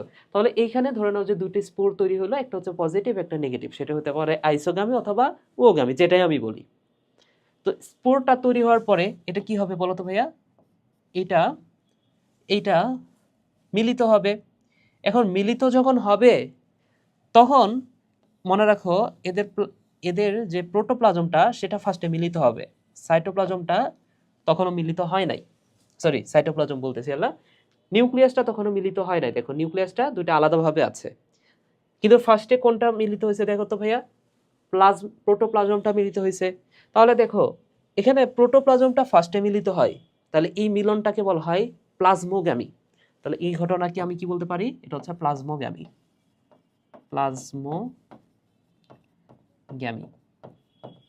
আচ্ছা, মিলিত হওয়ার পরে কিছুক্ষণ পরে নিউক্লিয়াসটাও মিলিত হয়ে যাবে, তাই না ভাইয়া? তাহলে এক সময় গিয়ে দেখবা যে নিউক্লিয়াসটাও মিলিত হয়ে গেছে। নিউক্লিয়াসটাও, এখানে দুইটা নিউক্লিয়াস আলাদাভাবে ছিল, এখন কি নিউক্লিয়াসটাও একীভূত হয়ে গেছে। তার মানে কি এটা হচ্ছে ক্যারিওগ্যামি। ক্যারিয়ন কথাটার অর্থ হচ্ছে নিউক্লিয়াস। তাহলে এই ঘটনাকে আমরা বলবো ক্যারিওগ্যামি। ক্যারিওগ্যামি। তাহলে দেখো যৌন জননের তিনটা স্টেপ। যৌন জননের কয়টা স্টেপ? তিনটা স্টেপ। তাহলে তিনটা স্টেপের মধ্যে একটা হচ্ছে গ্যামেট তৈরি। তাহলে ফার্স্ট আমরা গ্যামেট তৈরি করলাম, তারপরে দুইটা প্রোটোপ্লাজম মিলাই দিলাম, তারপরে নিউক্লিয়াসটাও মিলাই দিলাম। এই যে এখানে যদি খেয়াল করে দেখো, এই যে এখানে হচ্ছে এন, এই দুইটা ফার্স্টে প্রোটোপ্লাজমটা মিলিত হবে, তার মানে কি এটাকে আমরা বলবো প্লাজমোগ্যামি। এরপরে নিউক্লিয়াসটা মিলিত হবে এবং সেটাকে আমরা বলবো ক্যারিওগ্যামি। বুঝতে পেরেছো? ওকে, সো ক্যারিওগ্যামি, এখানে এন আর এন মিলিত হয়ে সেটা হয়ে যাবে 2n বা ডিপ্লয়েড সেল। এই যে দেখো 2n বা ডিপ্লয়েড সেল হয়ে গেল। এরপরে ঘটনাটা কি হবে? এখন এই যে ছত্রাক যেটা, সেটা তো হ্যাপ্লয়েড উদ্ভিদ, তাই না? তার মানে কি এখানে সবসময় হ্যাপ্লয়েড হতে হবে, কিন্তু এখানে তো এটা হয়ে গেছে 2n। তার মানে কি এখানে এবার মায়োসিস বিভাজন হবে এবং মায়োসিস প্রক্রিয়া বিভাজিত হয়ে n সংখ্যক ক্রোমোজোম বিশিষ্ট কোষ তৈরি হবে এবং প্রতিটা কোষ থেকে কিন্তু আলাদা একটা ছত্রাক তৈরি হবে। এই যে দেখো আলাদা ছত্রাক, এই যে এখান থেকে আলাদা ছত্রাক। তাহলে দেখো এখান থেকে কিন্তু ভ্রূণ তৈরি হচ্ছে না। এই কারণে আমরা একটা বৈশিষ্ট্য পড়েছিলাম ছত্রাকে, যে ছত্রাকে ভ্রূণ তৈরি হয় না। বুঝতে পেরেছো? আশা করি বুঝতে পেরেছো। ঠিক আছে, তাহলে আমরা যৌন জনন নিয়েও আমরা পড়লাম, অযৌন জনন নিয়ে পড়লাম। এইবার আমরা যে বিষয়টা পড়ব, ছত্রাকের বেশ কিছু উপকারিতা আছে, অপকারিতা আছে, এই টাইপের বিষয়গুলো নিয়ে আমরা একটু পড়ব। তাহলে ভাই আসো আমরা এর পরের টপিকটাতে যাই। এইবার আমরা যে বিষয়টা পড়ব সেটা হচ্ছে ছত্রাকের উপকারিতা। তো ছত্রাকের বিভিন্ন ধরনের উপকারিতা আছে, অপকারিতা আছে। তো এই ছকটা অনেক বেশি গুরুত্বপূর্ণ। যারা বিভিন্ন ধরনের মেডিকেল, বিশেষ করে মেডিকেল ভর্তি পরীক্ষা দিবা, তোমাদের জন্য কিন্তু এটা গুরুত্বপূর্ণ। এর কারণ হচ্ছে এখানে বিভিন্ন ধরনের রোগ আছে এবং রোগের ঔষধ বিভিন্ন ধরনের ছত্রাক থেকে তৈরি করা হয়। এবং এটা এইচএসসিতেও বলতে পারে, হ্যাঁ, তোমার সিকিউতেও দিতে পারে যে ছত্রাকের উপকারিতা কি বা অপকারিতা কি। তো যদি সিকিউ এর জন্য পড়ো সেক্ষেত্রে পয়েন্টগুলো, মেন পয়েন্টগুলো দু একটা মনে রাখতে হবে, কয়েকটা মনে রাখতে হবে। এবং এমসিকিউ এর জন্য যেই রোগগুলা এখানে যেগুলো হচ্ছে রোগের নাম দেওয়া আছে সেগুলো মেইনলি খুব ভালো মতো পড়তে হবে। যেমন আমি কয়েকটা তোমাদেরকে একটু বলে দিই, একটু খেয়াল করে দেখো। কিছু ছত্রাক আছে যে ছত্রাকগুলো আমরা খাবার হিসেবে খাই, যারা মাশরুম নামে পরিচিত, তোমরা জানো। তাহলে এই যে দেখো মাশরুম, এবং মাশরুম থেকে যেটা মনে রাখবা, এই যে অ্যাগারিকাস, একটু পরে আমরা অ্যাগারিকাস নিয়ে পড়বো। এবং এই অ্যাগারিকাস, এই ছত্রাকটা কিন্তু আসলে খাওয়া যায়। এছাড়াও যে ছত্রাকের নামের মধ্যে যে ভল আছে বা ভালো আছে, তাহলে যে ছত্রাকটা ভালো আসলে সেই ছত্রাকটাও খাওয়া যায়। তাহলে মাশরুমের দুইটা উদাহরণ দেওয়া আছে, একটা হচ্ছে অ্যাগারিকাস আর একটা হচ্ছে ভালো, এবং আরেকটা হচ্ছে মোরেল ট্রাফল। তাহলে মাশরুম, মোরেল, ট্রাফল, এই ছত্রাকগুলা খাওয়া যায়। এরপরে দেখো ইস্ট। তো একটু আগেও আমরা জেনেছি যে এটা হচ্ছে একটু ব্যতিক্রম ধর্মী, তাই না? ইস্টটা কি? এটা হচ্ছে একটু ব্যতিক্রম ধর্মী ছত্রাক। ব্যতিক্রম ধর্মী ছত্রাক। কেন ব্যতিক্রম ধর্মী? এর কারণ হচ্ছে দেখো অন্যান্য ছত্রাকের মাইসিলিয়াম আছে, কিন্তু এদের মাইসিলিয়াম নাই। এদের কি? এদের হচ্ছে সিউডোমাইসিলিয়াম। তার মানে কি কিছুটা ব্যতিক্রম অন্য ছত্রাকের চেয়ে। আবার এটার মিল আছে ব্যাকটেরিয়ার সাথে। তাহলে ব্যাকটেরিয়া যে কাজগুলো করতে পারে, যেমন ব্যাকটেরিয়া অবাত শোষণ করে, এরাও তো অবাত শোষণ তো করবে, তাই না? আর অবাত শোষণের ফলে কি তৈরি হয়? অবাত শোষণের ফলে কিন্তু এই যে মদ্যশিল্প, রুটি, হ্যাঁ, ওই যে রুটি যখন ফলানো হয় তখন ইস্ট ব্যবহার করা হয়, কারণ ইস্ট অবাত শোষণ করে এবং অবাত শোষণের ফলে যে কার্বন ডাই অক্সাইড তৈরি হয়, সেটা যখন উড়ে যায় সে সময় রুটিটা ফুলে ওঠে। তাহলে এই যে মদ্যশিল্প, রুটি শিল্প, এছাড়াও যেহেতু ইস্টের সাথে ব্যাকটেরিয়ার মিল আছে, ব্যাকটেরিয়াতে থাকে প্লাজমিড, তার মানে কি ইস্টেও আছে প্লাজমিড, এবং এটা জেনেটিক ম্যাটেরিয়াল হিসেবে এই কারণে ব্যবহৃত হয়, কারণ আমরা জানি প্লাজমিড কিন্তু জেনেটিক ম্যাটেরিয়াল একটা। আমরা 11 অধ্যায়ে বুঝবো সেটা। ঠিক আছে, এরপরে দেখো পেনিসিলিয়াম নিয়ে দুইটা কথা আছে, তাহলে কোটি % ইম্পর্টেন্ট যেহেতু ওষুধ নিয়ে কথা। সেটা হচ্ছে পেনিসিলিন। একটা হচ্ছে প্রথম পেনিসিলিন আবিষ্কার করছে কে? সেটা হচ্ছে আলেকজান্ডার ফ্লেমিং। কোথা থেকে?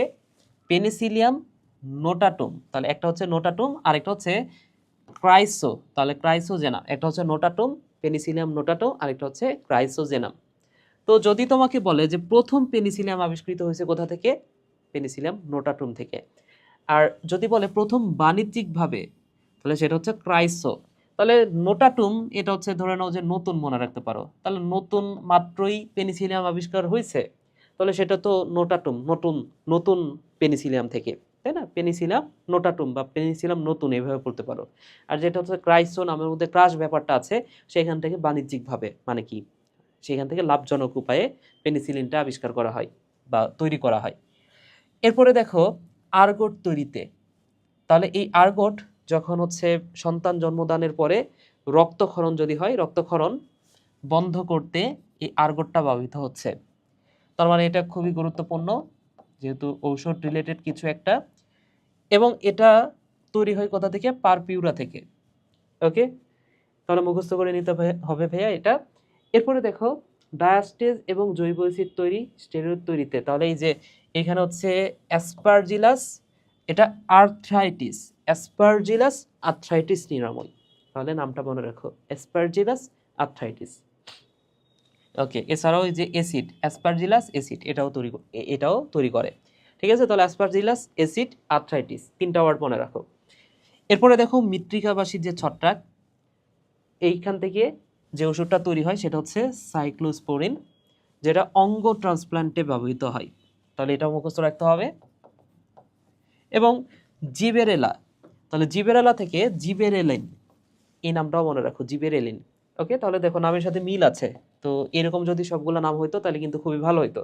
আরও একটা নাম আছে, এখানে আছে, এই যে দেখো গ্রিসো, তাহলে এই যে গ্রিসিও ফুলভিন, তাহলে গ্রিসিও ফুলভিন তৈরিতে কোন ছত্রাকটা ব্যবহৃত হচ্ছে? নামের মধ্যে আছে গ্রিসো।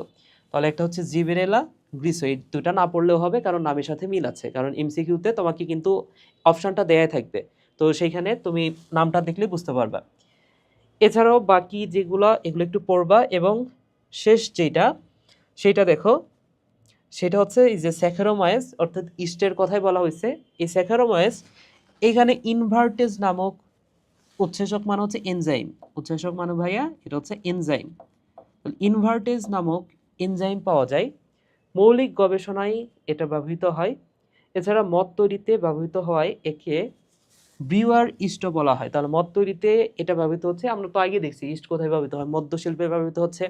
এবং এটাকে আরেকটা নামে ডাকা হয়, আদর করে বলা হয় ব্রিওয়ার ইস্ট। এছাড়াও বেকারিতে পাউরুটি এবং কেক তৈরিতে ভিটামিন বি, এই যে এটা গুরুত্বপূর্ণ, ভিটামিন বি সি তৈরি, গ্লিসারিন তৈরি, কোকোর বীজ হতে চকলেট সংগ্রহ করে সুগন্ধযুক্ত করতে। তাহলে এই শেষ কথাগুলা একটু ভালো করে মনে রাখবে, ভিটামিন বি সি, গ্লিসারিন। এছাড়াও কোকোর বীজ থেকে চকলেট সংগ্রহ করে সেখানে সুগন্ধযুক্ত করতে এই ছত্রাকটা ব্যবহৃত হচ্ছে। ঠিক আছে ভাইয়া, তাহলে এগুলো হচ্ছে উপকারিতা। এরপর আসো ছত্রাক কি কি অপকার করে। অপকারের মধ্যে তো বেশিরভাগ রোগ, তাহলে যেহেতু রোগ তার মানে এটা পড়তে হবে ভালো করে। ওকে, সো মুখস্থই রাখতে হবে। যেমন নামের মধ্যে আছে অরিজা, তাহলে এটা হচ্ছে ধান পাতার বাদামি রোগ করে। ঠিক আছে, আরেকটা ছিল ওই যে চতুর্থ অধ্যায়, তোমাদের মনে আছে কিনা, জান্থোমোনাস অরিজা, ওটা কি ছিল? ওটা হচ্ছে ওটা কি দ্বারা হইতো ভাইয়া? ওটা হচ্ছে জান্থোমোনাস অরিজা, ওটা হচ্ছে ব্যাকটেরিয়া দ্বারা হইতো, তাই না? তো এইখানে কি, এটা হচ্ছে হেলমিনথোস্পোরিয়াম অরিজা, যেটা হচ্ছে ধান পাতার বাদামি রোগ। তাহলে এখানে হচ্ছে ধান পাতার বাদামি রোগ, আর ওইখানে ছিল ধানের ধসা রোগ। আচ্ছা, এরপরে আসো ফাইটোপথোরা ইনফেস্ট্যান্স, এটা তো আমরা পড়বই, আলুর বিলম্বিত ধসা রোগ, এটা একটু পরে পড়বো, সো এটা মনে না রাখলেও হবে এখানে। এরপরে দেখো ট্রিটিকি, তাহলে ট্রিটিকি আমরা আমরা জানি যে গম গাছের বৈজ্ঞানিক নাম হচ্ছে ট্রিটিকাম আইস্টিভাম। তাহলে সেই ট্রিটিকি থেকে গম গাছ, তাহলে গম গাছের মরিচা রোগ, তাহলে গম গাছের যে মরিচা রোগ সেটা হচ্ছে ট্রিটিকি। নামের মধ্যে ট্রিটিকি মনে না রাখলেও আমাদের কিন্তু মনে থাকবে, অলরেডি এমনিতেই মনে থাকবে। আচ্ছা, এরপরে দেখো অ্যাসপারজিলাস থেকে মাইকোটক্সিন, এরপরে অ্যাপসিডিয়া থেকে ব্রঙ্কোমাইকোসিস। ওকে, স্যাক ফাঙ্গাস থেকে এই যে যক্ষার মতো একটা রোগ তৈরি হয়। ওকে, তাহলে এইগুলো পড়বে। এবং গুরুত্বপূর্ণ হচ্ছে যে মাইক্রোস্পোরাম থেকে এটা হচ্ছে ওই যে দাঁত রোগ তৈরি করে বা মাথায় টাক পড়ে, একটু পরেই বুঝতে পারবা দাঁত রোগও আছে, দাঁত রোগ পড়ার সময় পাবে। সো যেই মানে এই ছত্রাকগুলোর মধ্যে থেকে সবগুলোই যে আসবে বিষয়টা এমন না, যেইগুলা নিয়ে বইয়ে বেশি আলোচনা আছে সেগুলো থেকে কিন্তু পরীক্ষায় প্রশ্ন আসে। যেমন স্যাপ্রোল্যাগনিয়া, এই ছত্রাকটা তুমি অনেক জায়গাতে পাবা। যেমন স্যাপ্রোল্যাগনিয়া, এটা কি করে ভাইয়া? স্যামন মাছের রোগ সৃষ্টি করে। এই ছত্রাকটা অনেক জায়গাতে পাবা, তার মানে কি এটা আসার সম্ভাবনা অনেক বেশি। এছাড়াও ওই যে এগারিকাস, এই ছত্রাকটা থেকে তোমাকে প্রশ্ন করবে। এছাড়াও তোমার হচ্ছে যে দাঁত রোগের অথবা আলুর বিলম্বিত ধসা রোগ, এগুলা থেকেই বেশিরভাগ প্রশ্ন করবে তোমাকে। যে মানে কোনো একটা জায়গা থেকে খুঁজে বের করে সেই ছত্রাক নিয়ে প্রশ্ন করার সম্ভাবনা কম। বুঝতে পেরেছ? তো যেগুলো হচ্ছে কমন ছত্রাক সেগুলো একটু ভালো করে পড়বা। এছাড়াও এই যে খাদ্যদ্রব্য পচন এবং বিষক্রিয়া তৈরি করে, সেটা হচ্ছে অ্যাসপারজিলাস এবং পেনিসিলিয়াম। ঠিক আছে, এছাড়াও কাগজ বিনষ্ট করে, ওই যে খাদ্য এবং কাগজ বিনষ্ট করে, দুইটা হচ্ছে এই যে পেনিসিলিয়াম। তাহলে এই কথাটা মনে রাখো ভাইয়া। ঠিক আছে, তাহলে এগুলো হচ্ছে অপকারিতা। আরো কিছু অপকারিতা আছে, যেমন যেমন এই যে আসপারজিলাস, এটা হচ্ছে হাঁস, মুরগি এবং পাখির গর্ভপাত ঘটায়, এই কথাটা মনে রাখো। এছাড়া ওই যে দাদ্রক, তাহলে দাদ্রক তৈরি করে তো মাইক্রোস্পোরিয়াম, একটু পরে আমরা পড়বো। সো মাইক্রোস্পোরিয়াম এটা হচ্ছে ওই যে মাথার টাক তৈরি করে। এছাড়াও কুকুর ঘোড়ার এগুলো দাদ্রক সৃষ্টি করে, এটা মনে রাখো। এরপরে দেখো ক্যান্ডিডিয়া, তাহলে রোগটার নাম হচ্ছে ক্যান্ডিডিয়াসিস, নামের সাথে মিল আছে। এবং ক্যান্ডিডা এটা কিন্তু আরেকটা কাজ করে, ভাইয়া, এটা হচ্ছে পুরুষাঙ্গের রোগ সৃষ্টি করে। তাহলে ক্যান্ডিডিয়া এটা কিন্তু পুরুষাঙ্গের রোগ সৃষ্টি করে, এই কথাটা মনে রাখো, ঠিক আছে ভাইয়া? ওকে, ঠিক আছে, আসো আমরা সামনের দিকে আগাই। একটা প্রশ্নের অ্যান্সার করো, ছত্রাকের কোষপ্রাচীরের প্রধান উপাদান কোনটা? আশা করি এই প্রশ্নটা পারবা তোমরা। এর কারণ হচ্ছে এটা আমরা বেশ কয়েকবার পড়েছি। তো অ্যান্সারটা হচ্ছে কাইটিন, তাই না ভাইয়া? যেটা ভাইয়া এটার উদাহরণটা হচ্ছে, সরি, কোষপ্রাচীরের প্রধান উপাদানটা হচ্ছে কাইটিন। এরপরে আসো আমরা যে টপিকটা পড়বো সেটা হচ্ছে অ্যাগারিকাস। এখান থেকে মেইনলি প্রশ্নগুলো হবে, যদি সিকিউও হয় সেই ক্ষেত্রে এখান থেকে হওয়ার সম্ভাবনাটা বেশি। ওকে, তো অ্যাগারিকাস এটা পড়ার আগে ছোট্ট একটা বিষয় তোমাদেরকে একটু বলে দিই, সেটা হচ্ছে এই যে ছত্রাকের যে রাজ্য ফানজাই, এই ফানজাই রাজ্যের মধ্যে 5টা ফাইলাম আছে। এই 5টা ফাইলামের নাম ফার্স্টে বলে দিই আমি, ঠিক আছে? তাহলে ফানজাই রাজ্যের 5টি ফাইলাম, এই ফাইলামগুলোর নাম জানতে হবে। সো ভাইয়া, তো ফাইলামগুলোর নাম হচ্ছে, এভাবে পড়তে পারো, জাইগোমাইকোটা। এক নম্বর হচ্ছে জাইগোমাইকোটা, 2 নম্বর হচ্ছে অ্যাসকোমাইকোটা, অ্যাসকোমাইকোটা। 3 নম্বর ব্যাসিডিওমাইকোটা, ব্যাসিডিওমাইকোটা। 4 নম্বর ডিউটারোমাইকোটা, মাইকোটা। 5 নম্বর মাইকোফাইটা।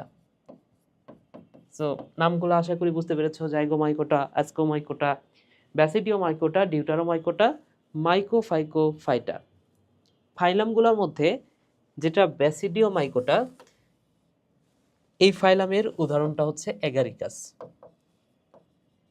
এটা হচ্ছে এখানে আছে, এর ভেতরে আছে অ্যাগারিকাস, বুঝতে পেরেছো? তো এই ব্যাসিডিওমাইকোটা নিয়ে আমরা একটু পড়বো, অর্থাৎ অ্যাগারিকাস নিয়ে আমরা একটু পড়বো। তো অ্যাগারিকাস এটা হচ্ছে আমরা ব্যাঙের ছাতা নামে চিনি। আমরা আসলে আমাদের আশেপাশে সব ছত্রাক তো আর এরকম না, তাই না? তো আমাদের আশেপাশে যে ব্যাঙের ছাতার মতো যে ছত্রাকটা আমরা চিনি, সেটাই আসলে এই অ্যাগারিকাস।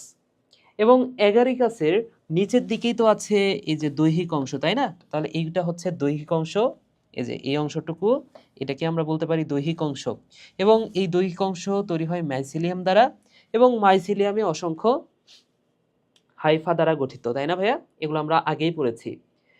এবং ওপরের দিকে, যে মাটির নিচ থেকে ওপরের দিকে যে অংশটুকু, যেটাকে আমরা ব্যাঙের ছাতা হিসেবে চিনি, সেটা কিন্তু আসলে জনন অংশ, যার যার যার নাম হচ্ছে ফ্রুট বডি। তাহলে এই ফ্রুট বডি তৈরির প্রক্রিয়া হচ্ছে ফ্রুকটিফিকেশন, এটাও আমরা পড়েছি। তাহলে এই ফ্রুট বডি তৈরির প্রক্রিয়া, আর একবার লিখে দিই, তৈরির প্রক্রিয়াটা হচ্ছে ফ্রুকটিফিকেশন। আশা করি এটা তোমাদের মনে আছে, এটা হচ্ছে ফ্রুকটিফিকেশন। আচ্ছা, তো এই ফ্রুট বডির অংশগুলো যদি আমরা একটু দেখি, ফ্রুট বডির 1 নম্বর অংশ, তাহলে ফ্রুট বডির 1 নম্বর যে অংশটা সেটা হচ্ছে স্টাইপ। তাহলে স্টাইপ এটা হচ্ছে গাছের কাণ্ডের মতো অংশ, এটা হচ্ছে, মনে রাখো ভাইয়া, কাণ্ডের মতো অংশ, কাণ্ডের মতো যে অংশটা সেটা হচ্ছে স্টাইপের পরে এই যে দেখো, স্টাইপের পরে এই যে ছাতার মতো যে অংশটা সেটা হচ্ছে পাইলিয়াস।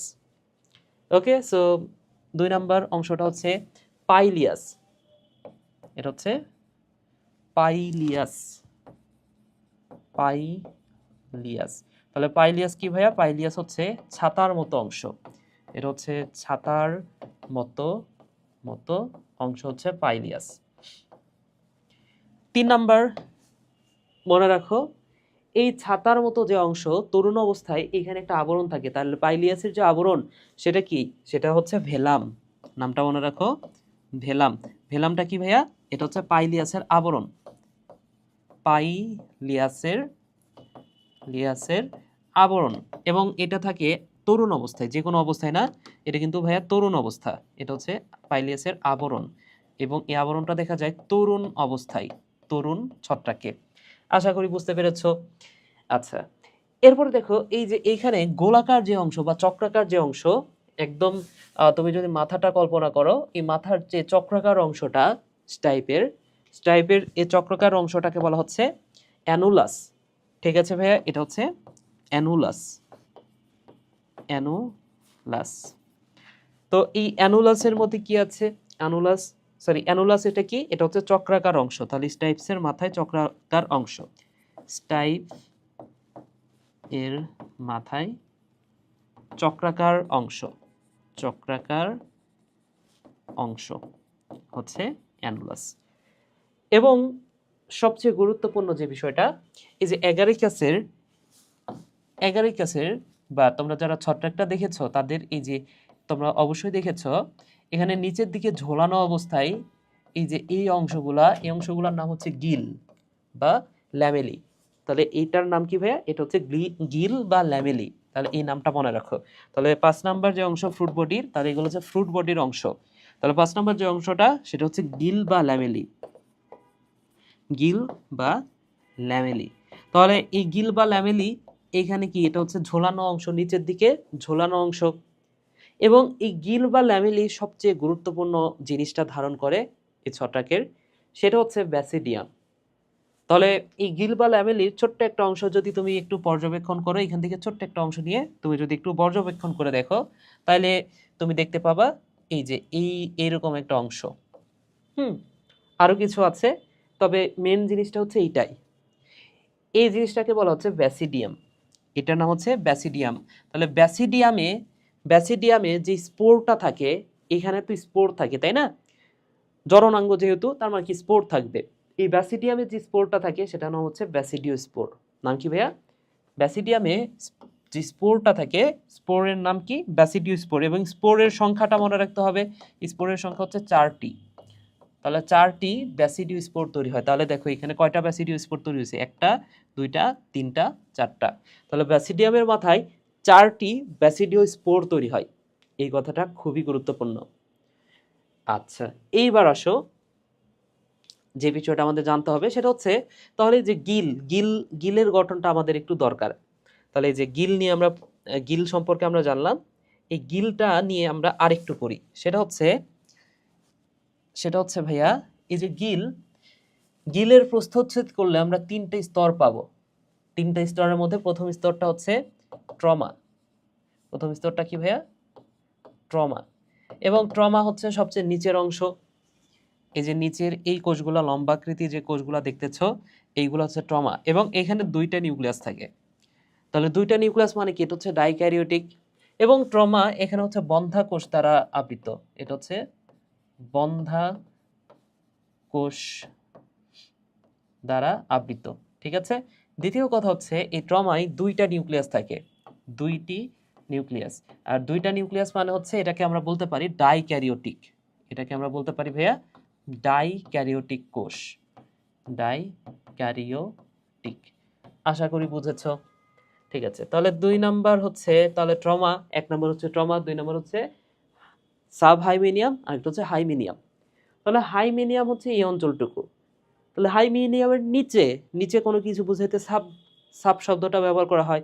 তাহলে হাইমেনিয়ামের নিচে সেটা হচ্ছে সাব হাইমেনিয়াম। তাহলে 2 নাম্বার যে অংশটা সেটা হচ্ছে সাব হাইমেনিয়াম, সাব হাইমেনিয়াম।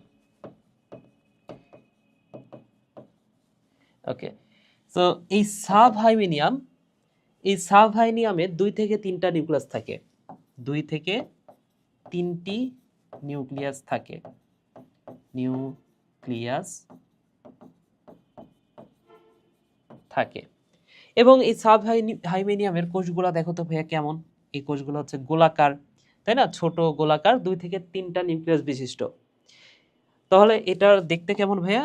এটা হচ্ছে ছোট ছোট গোলাকার, ছোট গোলাকার এবং 2 থেকে 3টা নিউক্লিয়াস বিশিষ্ট। তাহলে এই যে দেখো 2 থেকে 3টা নিউক্লিয়াস বিশিষ্ট এবং ছোট গোলাকার, এই ধরনের বিন্যাসকে বলা হয় প্রোজেনকাইমা বিন্যাস। বুঝতে পেরেছো? তাহলে এই যে এই ধরনের কোন একটা বিন্যাস, কোষের বিন্যাসকে বলা হয় প্রোজেনকাইমা। এই কথাটা মনে রাখো। এটাকে বলা হয় ভাইয়া প্রোজেনকাইমা। আশা করি বুঝতে পেরেছো। ঠিক আছে। এবং 3 নম্বর যে অংশটা সেটা হচ্ছে হাইমেনিয়াম। তাহলে সাব হাইমেনিয়ামের পরে সেটা হচ্ছে হাইমেনিয়াম। হাইমেনিয়াম। এবং এই হাইমেনিয়াম এইখানেই কিন্তু থাকে ব্যাসিডিয়াম। বুঝতে পেরেছো? তাহলে এই হাইমেনিয়াম এইখানে থাকে ব্যাসিডিয়াম। এখন মোস্ট গুরুত্বপূর্ণ একটা বিষয়, ব্যাসিডিয়ামের আকৃতিটা কেমন? দেখো এই যে এই টাইপের যে আকৃতি, ব্যাসিডিয়ামের আকৃতিটা কেমন দেখো তো, একটা ফুলের টবের মতো। এই আকৃতিটাকে বলা হয় গদাকার ব্যাসিডিয়াম। এখানে কি থাকে তাহলে ভাইয়া? এই আকৃতিটার নাম হচ্ছে গদাকার। তাহলে গদাকার, গদার মতো আকার, সেটা হচ্ছে গদাকার। গদাকার ব্যাসিডিও, গদাকার ব্যাসিডিও স্পোর থাকে এখানে। ঠিক আছে, ব্যাসিডিও, এটা কি ব্যাসিডিও স্পোর? আচ্ছা একটু দেখি তো ভাইয়া, সরি সরি, হ্যাঁ ঠিকই বলছিলাম আমি। এই ব্যাসিডিয়াম এটাই হচ্ছে, এটার নাম তো ব্যাসিডিয়াম, তাহলে এটা ব্যাসিডিও স্পোর না। এই গদাকার আকৃতি হচ্ছে ব্যাসিডিয়ামেরই, নট ব্যাসিডিও স্পোর। ঠিক আছে, তাহলে গদাকার ব্যাসিডিয়াম। ঠিক আছে ভাইয়া, ব্যাসিডিয়াম। ওকে, তো এই হচ্ছে গিলের অন্তর্গঠন। তাহলে গিলের অন্তর্গঠন এটা আমরা পড়লাম। ঠিক আছে, তাহলে আসো এই যে অ্যাগারিকাস, এটা কিন্তু অনেক অ্যাগারিকাস আছে যেটা আমরা খাদ্য হিসেবে ব্যবহার করি, মানে খাদ্য হিসেবে খাইতে পারি। আবার অনেক আছে যেগুলো আবার খাইতে পারি না আমরা। বুঝতে পেরেছো? তো একটু পরে আমরা বিষাক্ত মাশরুম কিভাবে চিনবো সেটা আমরা শিখবো। তো বিষাক্ত মাশরুম চেনার উপায়টা একটু পরে আসি। তার আগে আসো অ্যাগারিকাসের আমরা কিছু অর্থনৈতিক গুরুত্ব পড়ি। ফার্স্টে আমরা পড়ব উপকারিতা। তো অ্যাগারিকাস খাদ্য হিসেবে ব্যবহৃত হয় আমরা জানি। তাহলে খাদ্য হিসেবে কোন কোন অ্যাগারিকাস খাওয়া হয়? ওই যে একটু আগে বলেছিলাম যে বাংলাদেশের মানুষ ভিওএল, এটা থেকে মনে রাখো ভালো, আর পিএলই পেলে। তাহলে এই যে মানিকগঞ্জ সাভারের মানুষেরা ভালো পেলে খায়, এই কথাটা মনে রাখো। তাহলে মানিকগঞ্জ সাভারের মানুষেরা কি খায় ভাইয়া বলো তো? ভালো পেলে খায়। ঠিক আছে, অর্থাৎ এই যে ভলভারিলা এবং প্লিউরোটুস, ওকে, ভালো পেলে খায়। আর আমেরিকা ইউরোপের মানুষেরা দেখো বিষ খায়। বুঝতে পেরেছো? আমেরিকা ইউরোপের মানুষেরা বিষ খায়, আরেকটা হচ্ছে পেস্ট্রি খায়। ওই যে পেস্ট্রি আমরা খাই না, তাহলে আমেরিকা ইউরোপের মানুষেরা বিষ খায় এবং পেস্ট্রি খায়। এই দুটা কথা মনে রাখো। তাহলে একটা হচ্ছে বেসপোরাস আর একটা হচ্ছে ক্যাম্পেস্ট্রিস। তাহলে এই যে দেখো এই বিষ এবং পেস্ট্রি, এগুলো হচ্ছে অত্যন্ত উঁচু ও সুস্বাদু ভিটামিন, সরি অত্যন্ত উঁচু মানের। এবং এখানে আচ্ছা এখানে হচ্ছে একটা ডারি হবে, এখানে টাইপিং মিস্টেক হয়েছে। তাহলে অত্যন্ত উঁচু মানের এবং সুস্বাদু। আর এখানে ভিটামিন কি কি থাকে? থায়ামিন, রিবোফ্লাভিন, সি, ডি, কে, প্যান্টোথেনিক অ্যাসিড, এইগুলো থাকে। তাহলে বাংলাদেশের মানুষ ভালো পেলে খায়, ইউরোপ আমেরিকার মানুষ তারা হচ্ছে বিষ আর পেস্ট্রি খায়। এছাড়াও এর ঔষধি গুণ আছে। ঔষধি গুণ হচ্ছে এখানে আঁশ বেশি, চর্বি কম, যেটা ডায়াবেটিস রোগীদের আদর্শ খাবার। খুবই গুরুত্বপূর্ণ কথা। ওকে, রোগ প্রতিরোধ ক্ষমতা বাড়ায়। এখানে বেশ কিছু খনিজ লবণ আছে, যেমন ক্যালসিয়াম, আয়রন, এই টাইপের কিছু খনিজ লবণ আছে। এছাড়া প্রচুর উৎসেচক আছে বা এনজাইম আছে। কোলেস্টেরল কমায়। ওকে, হৃদরোগ নিয়ন্ত্রণে রাখে, ক্যান্সার এবং টিউমার প্রতিরোধ করে। তাহলে 1 নাম্বার আমরা যেটা দেখলাম ও খাদ্য হিসেবে, 2 নাম্বার হচ্ছে ঔষধি গুণ আছে, 3 নাম্বার হচ্ছে মৃত্তিকার পুষ্টি বৃদ্ধি করে, 4 নাম্বার হচ্ছে শিল্প ও বাণিজ্য, এবং 5 নাম্বার দূষণ রোধ। আচ্ছা, একটা কথা আমি বলতে ভুলে গেছি, সেটা হচ্ছে এই যে একটু আগে আমরা ছত্রাকের উপকারিতা পড়ছি না, এইখানে আরেকটা কথা আমি অ্যাড করতে চাই। এটা তো অপকারিতা, আমরা ছত্রাকের যে উপকারিতা পড়েছি সেখানে ছোট্ট একটা কথা অ্যাড করে নাও, বলতে আমি ভুলে গেছি। সেটা হচ্ছে ছত্রাক যে কাজটা করে বায়ো রিমেডিয়েশন। ছত্রাক যে কাজটা করে ভাইয়া বায়ো রিমেডিয়েশন করে। রিমেডিয়েশন করে। অর্থাৎ ছত্রাক যে কাজটা করে, ছত্রাক বায়ুর যে দূষিত পদার্থগুলা সেগুলা নিজে টেনে নেয়, বুঝতে পেরেছো? তাহলে নিজে টেনে নিয়ে বায়ুটাকে পরিশুদ্ধ করে, এই বিষয়টাকে বলা হচ্ছে বায়ো রিমেডিয়েশন। ঠিক আছে, তাহলে এই কথাটা খুবই গুরুত্বপূর্ণ যে বায়ো রিমেডিয়েশন করে কে? ছত্রাক। কিন্তু আরেকটা কথা মনে রাখো, সেটা হচ্ছে বায়োফুয়েল। এই বায়োফুয়েল কিন্তু আবার ছত্রাক না, এটি কিন্তু শৈবাল। গত ক্লাসে আমরা পড়েছি। তাহলে যদি তোমাকে বলে বায়োফুয়েল সেটা কিন্তু আবার ছত্রাক না। বায়োফুয়েল বলে সেটা আবার কিন্তু শৈবাল। এটা কিন্তু করে শৈবাল, এই কথাটা ভুল কইরো না। শৈবাল। আশা করি বুঝেছ। ঠিক আছে, সবকিছু হইল। ওকে, তাহলে ছত্রাকের উপকারিতা পড়লাম, এবার অপকারিতাও একটু পড়ে ফেলি। অপকারিতা কি ভাইয়া বলো তো? বিষাক্ত মাশরুম আছে বিভিন্ন ধরনের। তাহলে ওই যে জান্থোডার্মাস, তাহলে জান্থোমোনাস অরিজা আমরা পড়েছিলাম, এটাও তো অপকারী করতো ধানের যে রোগটা তৈরি করতো, তাই না? সো এইখানে যেটার নামের মধ্যে আছে জান্থো, এটা কিন্তু খারাপ। তাহলে এগারিকাস জান্থোডার্মাস এটাও কিন্তু খারাপ। সবচেয়ে বিষাক্ত যদি বলে, এটা হচ্ছে নিতা, হ্যাঁ, আমানিতা, এবং এই যে এগারিকাস ফ্যালোইডস।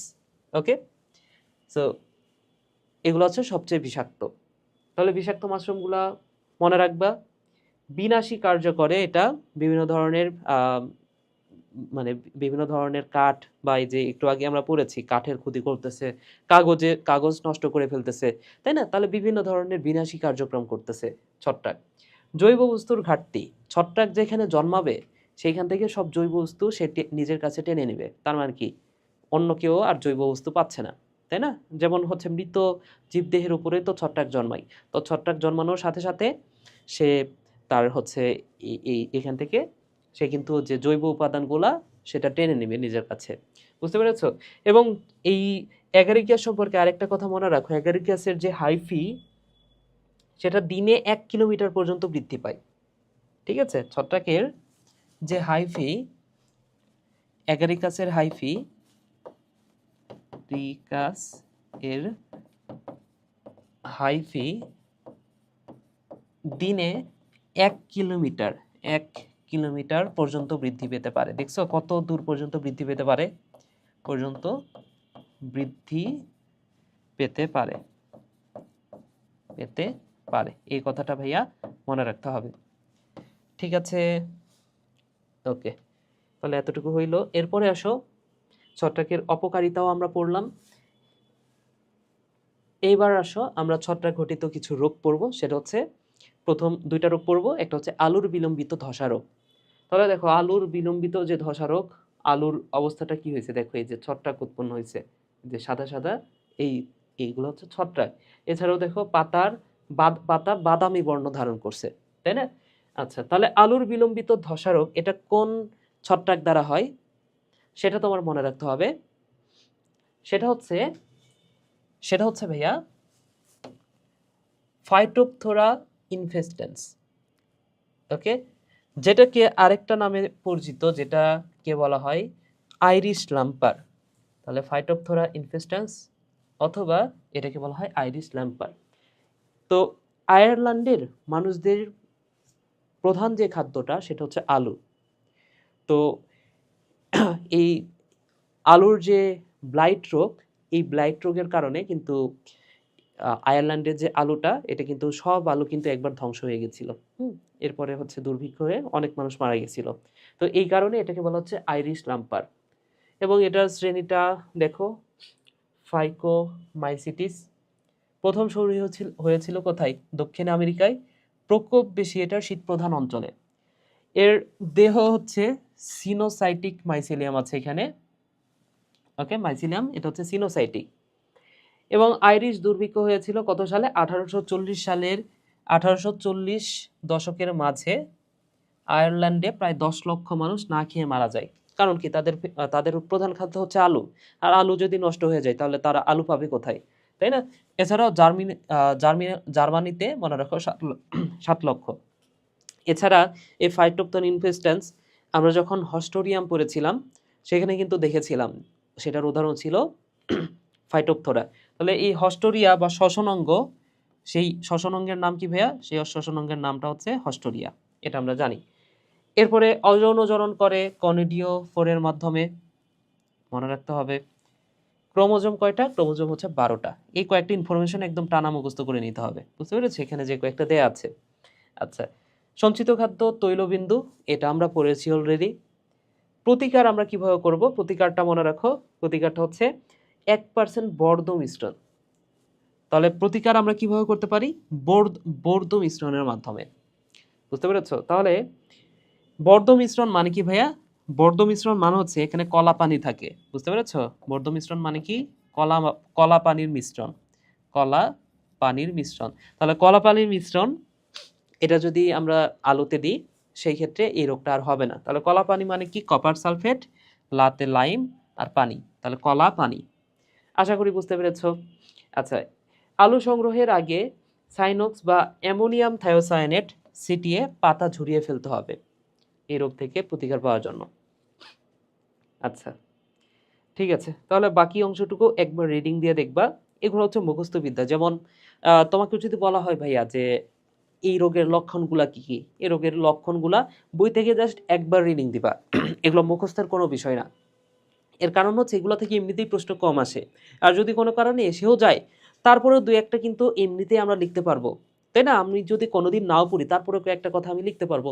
যেমন যদি তোমাকে পরীক্ষায় লক্ষণ লিখতে দেয়, তুমি কি কি লিখতে পারো?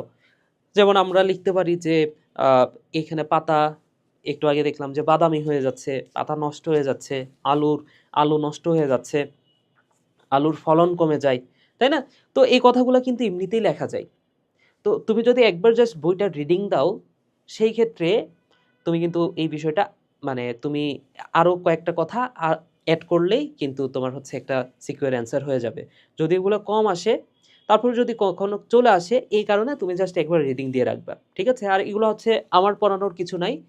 এর কারণ হচ্ছে এগুলো তো বইয়ে জাস্ট আছে মুখস্থ বিদ্যা, বা তোমার হচ্ছে নিজে পড়লেই আসলে এই বিষয়টা হবে, বুঝছো? এই কারণে আমি স্লাইডে রাখি নাই, আর এটা আমি পড়াবোও না। তাহলে আসো এই যেই এমসিকিউ গুলো পড়বা এর মধ্যে থেকেই আসবে ইনশাল্লাহ আলুর বিলম্বিত ধসা রোগ থেকে। এরপরে যে রোগটা সেটা একটু খেয়াল করে দেখো, সেটা হচ্ছে দাঁত রোগ। দাঁত রোগের একটা অপর নাম আছে, দেখো, এটাকে বলা হয় ডারমাটোফাইটোসিস। এটাকে কি বলা হয় ভাইয়া? এটাকে বলা হয় ডারমাটোফাইটোসিস। এবং এটার আরো একটা নাম আছে, দেখো, এটাকে বলা হয় রিং অর্ম। এটাকে বলা হয় ভাইয়া রিং অর্ম। তাহলে রিং মানে কি? রিং মানে হচ্ছে আংটির মতো গোলাকার। অর্ম, অর্ম মানে হচ্ছে অর্ম মানে কি? কৃমি বলা যায়, তাই না? তো তোমার নামটা শুনে এমন মনে হচ্ছে যে এটা হয়তো বা কৃমি দ্বারা হয়, কিন্তু আসলে এটা কৃমি দ্বারা হয় না, এটা হচ্ছে ছত্রাক দ্বারা হয়, ঠিক আছে? তাহলে এখানে নামের মধ্যে অর্ম থাকলেও এটা আসলে অর্ম দ্বারা হয় না, বুঝতে পেরেছো? তাহলে নামের মধ্যে অর্ম থাকলেও এটা অর্ম দ্বারা হয় না, অর্ম দ্বারা এই রোগ হয় না, দ্বারা এ রোগ হয় না, রোগ হয় না, এই কথাটা মনে রাখতে হবে। তাহলে কি দ্বারা হয়? ছত্রাক দ্বারা হয়। তিনটা ছত্রাক দ্বারা হয়। তিনটা ছত্রাকের নাম একদম ঠাডা মুখস্থ করে ফেলতে হবে। তাহলে তিন ধরনের ছত্রাক। ছত্রাকটা হচ্ছে টিইএম, মনে রাখো, টিইএম, টেম। ছত্রাক তিনটা হচ্ছে টেম, ট্রাইকোফাইটন, এপিডার্মোফাইটান এবং মাইক্রোস্পোরাম। এর মধ্যে মাইক্রোস্পোরামটা কিন্তু আমরা বারবারই পড়েছি, অনেকবার আমরা পেয়েছি। যেমন কুকুর ছাগলের দাদ্রক করে কে? মাইক্রোস্পোরাম। এছাড়া এটা কি করে? মাথার টাক তৈরি করে, তাই না? সো মাইক্রোস্পোরাম এটা কিন্তু মাথার ট্রাক তৈরি করে, মাথায় টাক তৈরি করে, এই কথাটাও মনে রাখতে হবে, টাক তৈরি করে। আশা করি বুঝতে পেরেছো তোমরা। তাহলে এর সুপ্তিকাল কতদিন? সুপ্তিকাল মানে কি? এগুলো তোমরা অবশ্যই ভাইরাস ব্যাকটেরিয়া এই চ্যাপ্টারগুলোতে পড়েছো। তো সুপ্তিকাল হচ্ছে 3 থেকে 5 দিন। আর এটা হচ্ছে ছোঁয়াচে। যদি কোথাও তোমার দাঁত রোগ হয়ে থাকে, তুমি যদি অন্যজনকে ছোও বা কেউ যদি ওই জায়গাটা ছুঁয়ে ফেলে, তাহলে কিন্তু তার দেহ ছড়ায় যাবে। তার মানে কি? এটা হচ্ছে ছোঁয়াচে রোগ। এছাড়া এই রোগের যে জীবাণুটা, সেটা ত্বক, চুল, নখের কেরাটিন প্রোটিন আহার করে। আশা করি বুঝতে পেরেছো ভাইয়া। ঠিক আছে, তাহলে এই হচ্ছে বিষয়। এবং তোমাকে যদি বলা হয় যে এই রোগের প্রতিকারটা কি, আচ্ছা লক্ষণটা কি সেটা আমি বলি। ধরে নাও যে আমি কোনো কিছুই পড়ি নাই কোনোদিন, তারপরে লক্ষণ কয়েকটা লিখতে পারবো না? যেমন দাঁত রোগ বা আমাদের যে ত্বকে চুলকানি রোগ বলতে পারি আমরা। তাহলে এই চুল কি হয় সেই সময়টাতে বলো তো? একটা গোলাকার অংশ জুড়ে গোলাকার অংশ জুড়ে সেই জায়গাটা একটু কালারটা ভিন্ন হয়ে যায়, তাই না? একটু বাদামি কালার হয়ে যায়।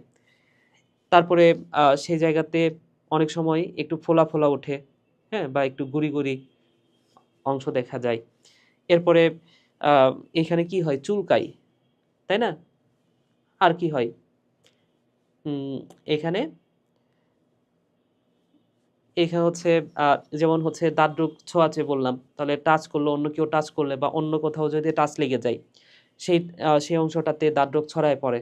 এছাড়া এই দাঁত শুধুমাত্র যে যতটুকু অংশ হইছে, ততটুকু অংশতেই যে সীমাবদ্ধ থাকবে বিষয়টা এমন না। এটা কিন্তু আস্তে, আস্তে ছড়ায় পড়ে। আস্তে, আস্তে বড় হইতে থাকে, তাই না? তো যতটুকু আকৃতি ছিল তার চেয়ে আস্তে, আস্তে বড় হয় এবং বড় হয়টা কিভাবে? রিংয়ের মতো করে গোলাকার আকারে বড় হবে। তাই না? তাহলে দেখো এগুলো হচ্ছে লক্ষণ। তো তুমি যদি একবার রিডিং দাও, এই লক্ষণগুলো কিন্তু তুমি এমনিতেই তখন লিখতে পারবা, তাই না? এছাড়াও যদি বলা হয় প্রতিকার এখানে দাঁত রোগের প্রতিকার যদি তুমি ফার্মেসিতে যাও তোমাকে বিভিন্ন ধরনের মলম দেয়। তোমাদের তো অনেকেরই জীবনে একবার না একবার হইছে এটা, তাই না? না হইলে এটা হয়তোবা জীবনের কোনো না কোনো সময় হইতে পারে। তো সেক্ষেত্রে তোমাকে মলম দিতে হবে। মলমেও যদি কাজ না হয় সেক্ষেত্রে ওষুধ খাইতে হবে। এছাড়াও একটা হচ্ছে দাঁতমর্দন গাছ আছে একটা। তাহলে গাছটার নাম কি ভাইয়া? দাঁতমর্দন। দাঁত মর্দন দাঁত মর্দন গাছ, যে গাছের নাম হচ্ছে ক্যাসিয়া অ্যালাটা। ক্যাসিয়া অ্যালাটা। ক্যাসিয়া অ্যালাটা।